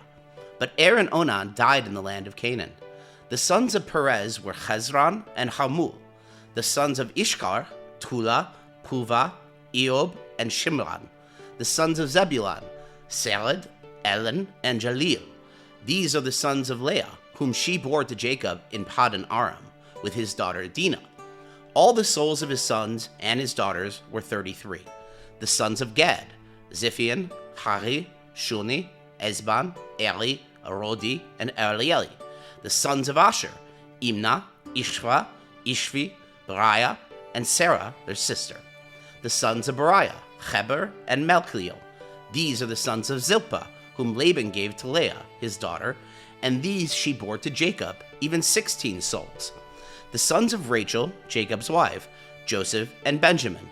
To Joseph in the land of Egypt were born Manasseh and Ephraim, whom Asenath, the daughter of Potipharah, priest of On, bore to him. The sons of Benjamin, Bela, Bechar, Ashbel, Gera, Naaman, Echi, Rosh, Mupam, Hupam, and Ard. These are the sons of Rachel who were born to Jacob. All the souls were 14. The son of Dan, Hushim. The sons of Naphtali, Jazeel, Guni, Jezer, and Shalem. These are the sons of Bilhah, whom Laban gave to Rachel, his daughter, and those she bore to Jacob. All the souls were 7. All the souls who came with Jacob into Egypt, who were his direct offspring in addition to Jacob's sons' wives, all the souls were 66. The sons of Joseph who were born to him in Egypt were 2 souls. All the souls of the house of Jacob who came into Egypt were 70. Jacob sent Judah before him to Joseph to show the way before Goshen, and they came into the land of Goshen. Joseph prepared his chariot and went up to meet Israel, his father, in Goshen. He presented himself to him and fell on his neck, and wept on his neck a good while. Israel said to Joseph, "Now let me die, since I have seen your face, that you are still alive." Joseph said to his brothers and to his father's house, "I will go up and speak with Pharaoh, and will tell him, my brothers and my father's house, who are in the land of Canaan, have come to me. These men are shepherds, for they have been keepers of livestock, and they have brought their flocks and their herds, and all that they have. It will happen when Pharaoh summons you and will say, 'What is your occupation?' that you shall say, 'Your servants have been keepers of livestock from our youth even until now, both we and our fathers, that you may dwell in the land of Goshen, for every shepherd is an abomination to the Egyptians." Bereshit, chapter 47. Then Joseph went in and told Pharaoh and said, "My father and my brothers, with their flocks, their herds, and all that they own, have come out of the land of Canaan, and behold, they are in the land of Goshen." From among his brothers he took 5 men, and presented them to Pharaoh. Pharaoh said to his brothers, "What is your occupation?" They said to Pharaoh, "Your servants are shepherds, both we and our fathers." They also said to Pharaoh, "We have come to live as foreigners in the land, for there is no pasture for your servants' flocks, for the famine is severe in the land of Canaan. Now, therefore, please let your servants dwell in the land of Goshen." Pharaoh spoke to Joseph, saying, "Your father and your brothers have come to you. The land of Egypt is before you. Make your father and your brothers dwell in the best of the land. Let them dwell in the land of Goshen. If you know any able men among them, put them in charge of my livestock." Joseph brought in Jacob, his father, and set him before Pharaoh, and Jacob blessed Pharaoh. Pharaoh said to Jacob, "How old are you?" Jacob said to Pharaoh, "The years of my pilgrimage are 130 years. The days of the years of my life have been few and evil. They have not attained the days of the years of the life of my fathers in the days of their pilgrimage." Jacob blessed Pharaoh and went out from the presence of Pharaoh. Jacob placed his father and his brothers and gave them a possession in the land of Egypt, in the best of the land, in the land of Ramses, as Pharaoh had commanded. Joseph provided his father, his brothers, and all of his father's household with bread, according to the size of their families. There was no bread in all the land, for the famine was very severe, so that the land of Egypt and the land of Canaan fainted by reason of the famine. Joseph gathered up all the money that was in the land of Egypt and in the land of Canaan, for the grain which they bought, and Joseph brought the money into Pharaoh's house. When the money was all spent in the land of Egypt and the land of Canaan, all the Egyptians came to Joseph and said, "Give us bread, for why should we die in your presence? For our money fails." Joseph said, Give me your livestock, and I will give you food for your livestock if your money is gone." They brought their livestock to Joseph, and Joseph gave them bread in exchange for the horses, and for the flocks, and for the herds, and for the donkeys, and he fed them with bread in exchange for all their livestock for that year. When that year was ended, they came to him the second year, and said to him, "We will not hide from our lord how our money is all spent, and the herds of livestock are my lord's. There is nothing left in the sight of my lord, but our bodies and our lands. Why should we die before your eyes, both we and our land? Buy us and our land for bread, and we and our land will be servants to Pharaoh. Give us seed that we may live and not die, and the land will not be so desolate." So Joseph bought all the land of Egypt for Pharaoh, for every man of the Egyptians sold his field, because the famine was so severe on them, and the land became Pharaoh's.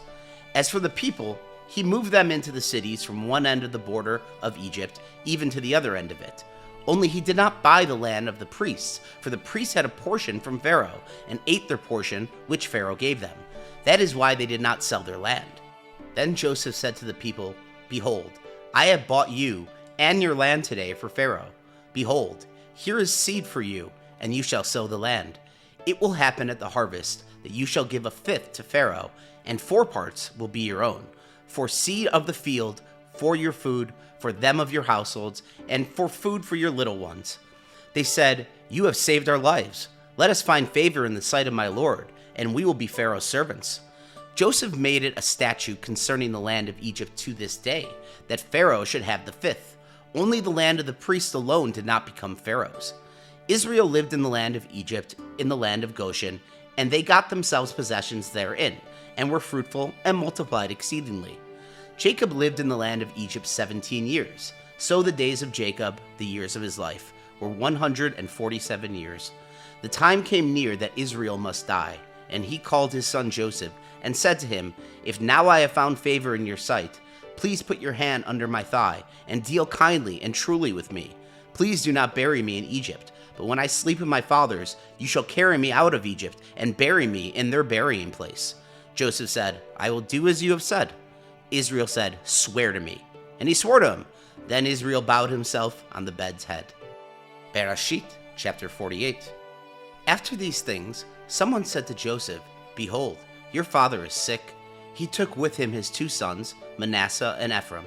Someone told Jacob and said, "Behold, your son Joseph comes to you." And Israel strengthened himself and sat on the bed.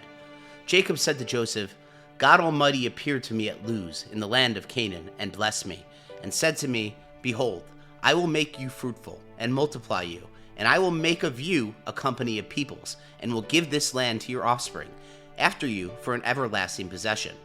Now your 2 sons, who were born to you in the land of Egypt, before I came to you in Egypt, are mine, Ephraim and Manasseh, even as Reuben and Simeon will be mine. Your offspring, whom you have become the father of after them, will be yours. They will be called after the name of their brothers in their inheritance. As for me, when I came from Padan, Rachel died beside me in the land of Canaan on the way, when there was still some distance to come to Ephrath, and I buried her there, on the way to Ephrath, also called Bethlehem. Israel saw Joseph's sons, and said, Whose are these? Joseph said to his father, They are my sons, whom God has given me here. He said, Please bring them to me, and I will bless them. Now the eyes of Israel were dim for age, so that he couldn't see well. Joseph brought them near to him, and he kissed them and embraced them. Israel said to Joseph, I did not think I would see your face, and behold, God has let me see your offspring also. Joseph brought them out from between his knees, and he bowed himself with his face to the earth. Joseph took them both, Ephraim in his right hand toward Israel's left hand, and Manasseh in his left hand toward Israel's right hand, and brought them near to him. Israel stretched out his right hand, and laid it on Ephraim's head, who was the younger, and his left hand on Manasseh's head, guiding his hands knowingly, for Manasseh was the firstborn. He blessed Joseph and said, The God before whom my fathers, Abraham and Isaac, walked, the God who has fed me all my life to this day, the angel who has redeemed me from all evil, bless the lads, and let my name be named on them, and the name of my fathers Abraham and Isaac, let them grow into a multitude upon the earth. When Joseph saw that his father laid his right hand on the head of Ephraim, it displeased him. He held up his father's hand to remove it from Ephraim's head to Manasseh's head.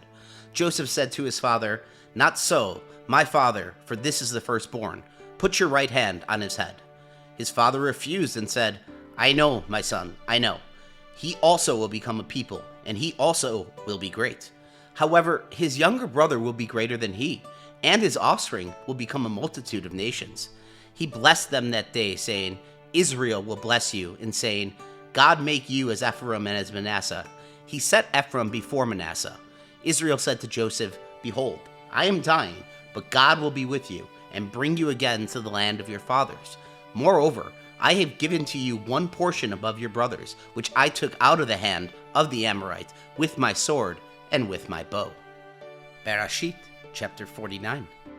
Jacob called to his sons and said, "Gather yourselves together, that I might tell you that which will happen to you in the days to come. Assemble yourselves, and hear, you sons of Jacob. Listen to Israel, your father. Reuben, you are my firstborn, my might, and the beginning of my strength, excelling in dignity and excelling in power. Boiling over like water, you shall not excel, because you went up to your father's bed, then defiled it. He went up to my couch. Simeon and Levi are brothers. Their swords are weapons of violence. My soul does not come into their council. My glory does not be united to their assembly. For in their anger they killed me. In their self-will they hamstrung cattle. Cursed be their anger, for it was fierce, and their wrath, for it was cruel.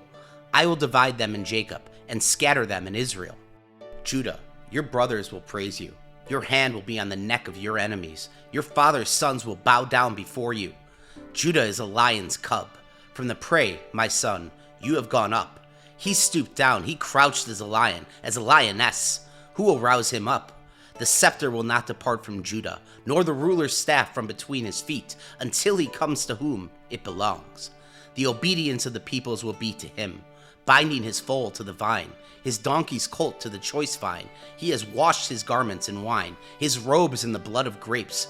His eyes will be red with wine, his teeth white with milk. Zebulun will dwell at the haven of the sea. He will be for a haven of ships. His border will be on Sidon. Ishgar is a strong donkey, lying down between the saddlebags. He saw a resting place, that it was good, the land, that it was pleasant. He bows his shoulder to the burden, and becomes a servant, doing forced labor. Dan will judge his people as one of the tribes of Israel. Dan will be a serpent on the trail, an adder in the path that bites the horse's heel, so that his rider falls backward. I have waited for your salvation, Lord. A troop will press on Gad, but he will press on their heel. Asher's food will be rich. He will produce royal dainties. Naphtali is a doe set free, who bears beautiful fawns. Joseph is a fruitful vine by a spring. His branches run over the wall. The archers have severely grieved him, shot at him, and persecuted him. But his bow remained strong. The arm of his hands were made strong by the hands of the mighty one of Jacob. From there is a shepherd, the stone of Israel. Even by the God of your father, who will help you, by the Almighty, who will bless you, with blessings of heaven alone, blessings of the deep that lies below, blessings of the breasts and of the womb. The blessings of your father have prevailed above the blessings of my ancestors, above the boundaries of the ancient hills. They will be on the head of Joseph, on the crown of the head of him who is separated from his brothers. Benjamin is a ravenous wolf. In the morning he will devour the prey. At evening he will divide the plunder.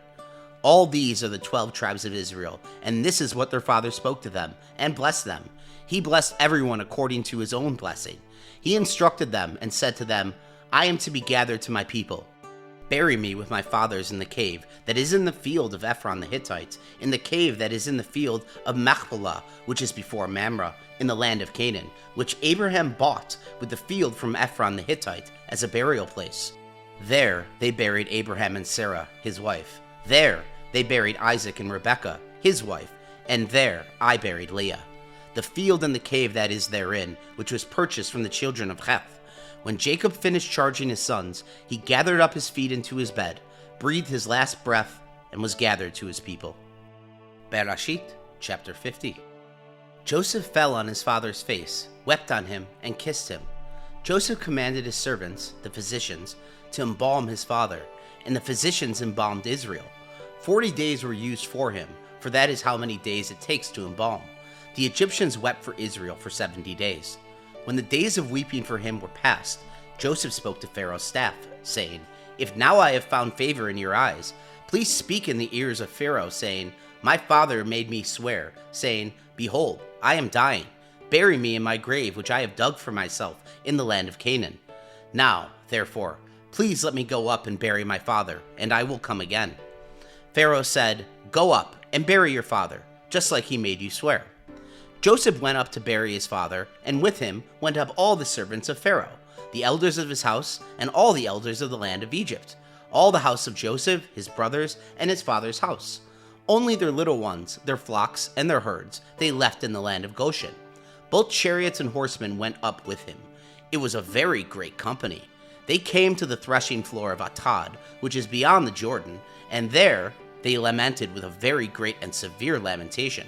He mourned for his father 7 days. When the inhabitants of the land, the Canaanites, saw the mourning in the flood of Atad, they said, This is a grievous mourning by the Egyptians. Therefore, its name was called Abel Mizraim, which is beyond the Jordan. His sons did to him just as he had commanded them, for his sons carried him into the land of Canaan, and buried him in the cave of the field of Machpelah, which Abraham bought with the field, as a possession for a burial site from Ephraim the Hittite, near Mamre. Joseph returned into Egypt, he and his brothers, and all that went up with him, to bury his father after he had buried his father. When Joseph's brothers saw that their father was dead, they said, It may be that Joseph will hate us, and will fully pay us back for all the evil which we did to him. They sent a message to Joseph, saying, Your father commanded before he died, saying, You shall tell Joseph, Now, please forgive the disobedience of your brothers, and their sin, because they did evil to you. Now, please forgive the disobedience of the servants of the God of your father. Joseph wept when they spoke to him. His brothers also went and fell down before his face, and they said, Behold, we are your servants. Joseph said to them, Do not be afraid, for I am in the place of God. As for you, you meant evil against me, but God meant it for good, to save many people alive, as is happening today. Now therefore, do not be afraid. I will provide for you and your little ones. He comforted them and spoke kindly to them. Joseph lived in Egypt, he and his father's house. Joseph lived 110 years. Joseph saw Ephraim's children to the 3rd generation. The children also of Machar, the son of Manasseh, were born on Joseph's knees. Joseph said to his brothers, I am dying, but God will surely visit you and bring you up out of this land to the land which he swore to Abraham, to Isaac, and to Jacob. Joseph took an oath from the children of Israel, saying, God will surely visit you, and you shall carry up my bones from here. So Joseph died, being 110 years old, and they embalmed him, and he was put in a coffin in Egypt.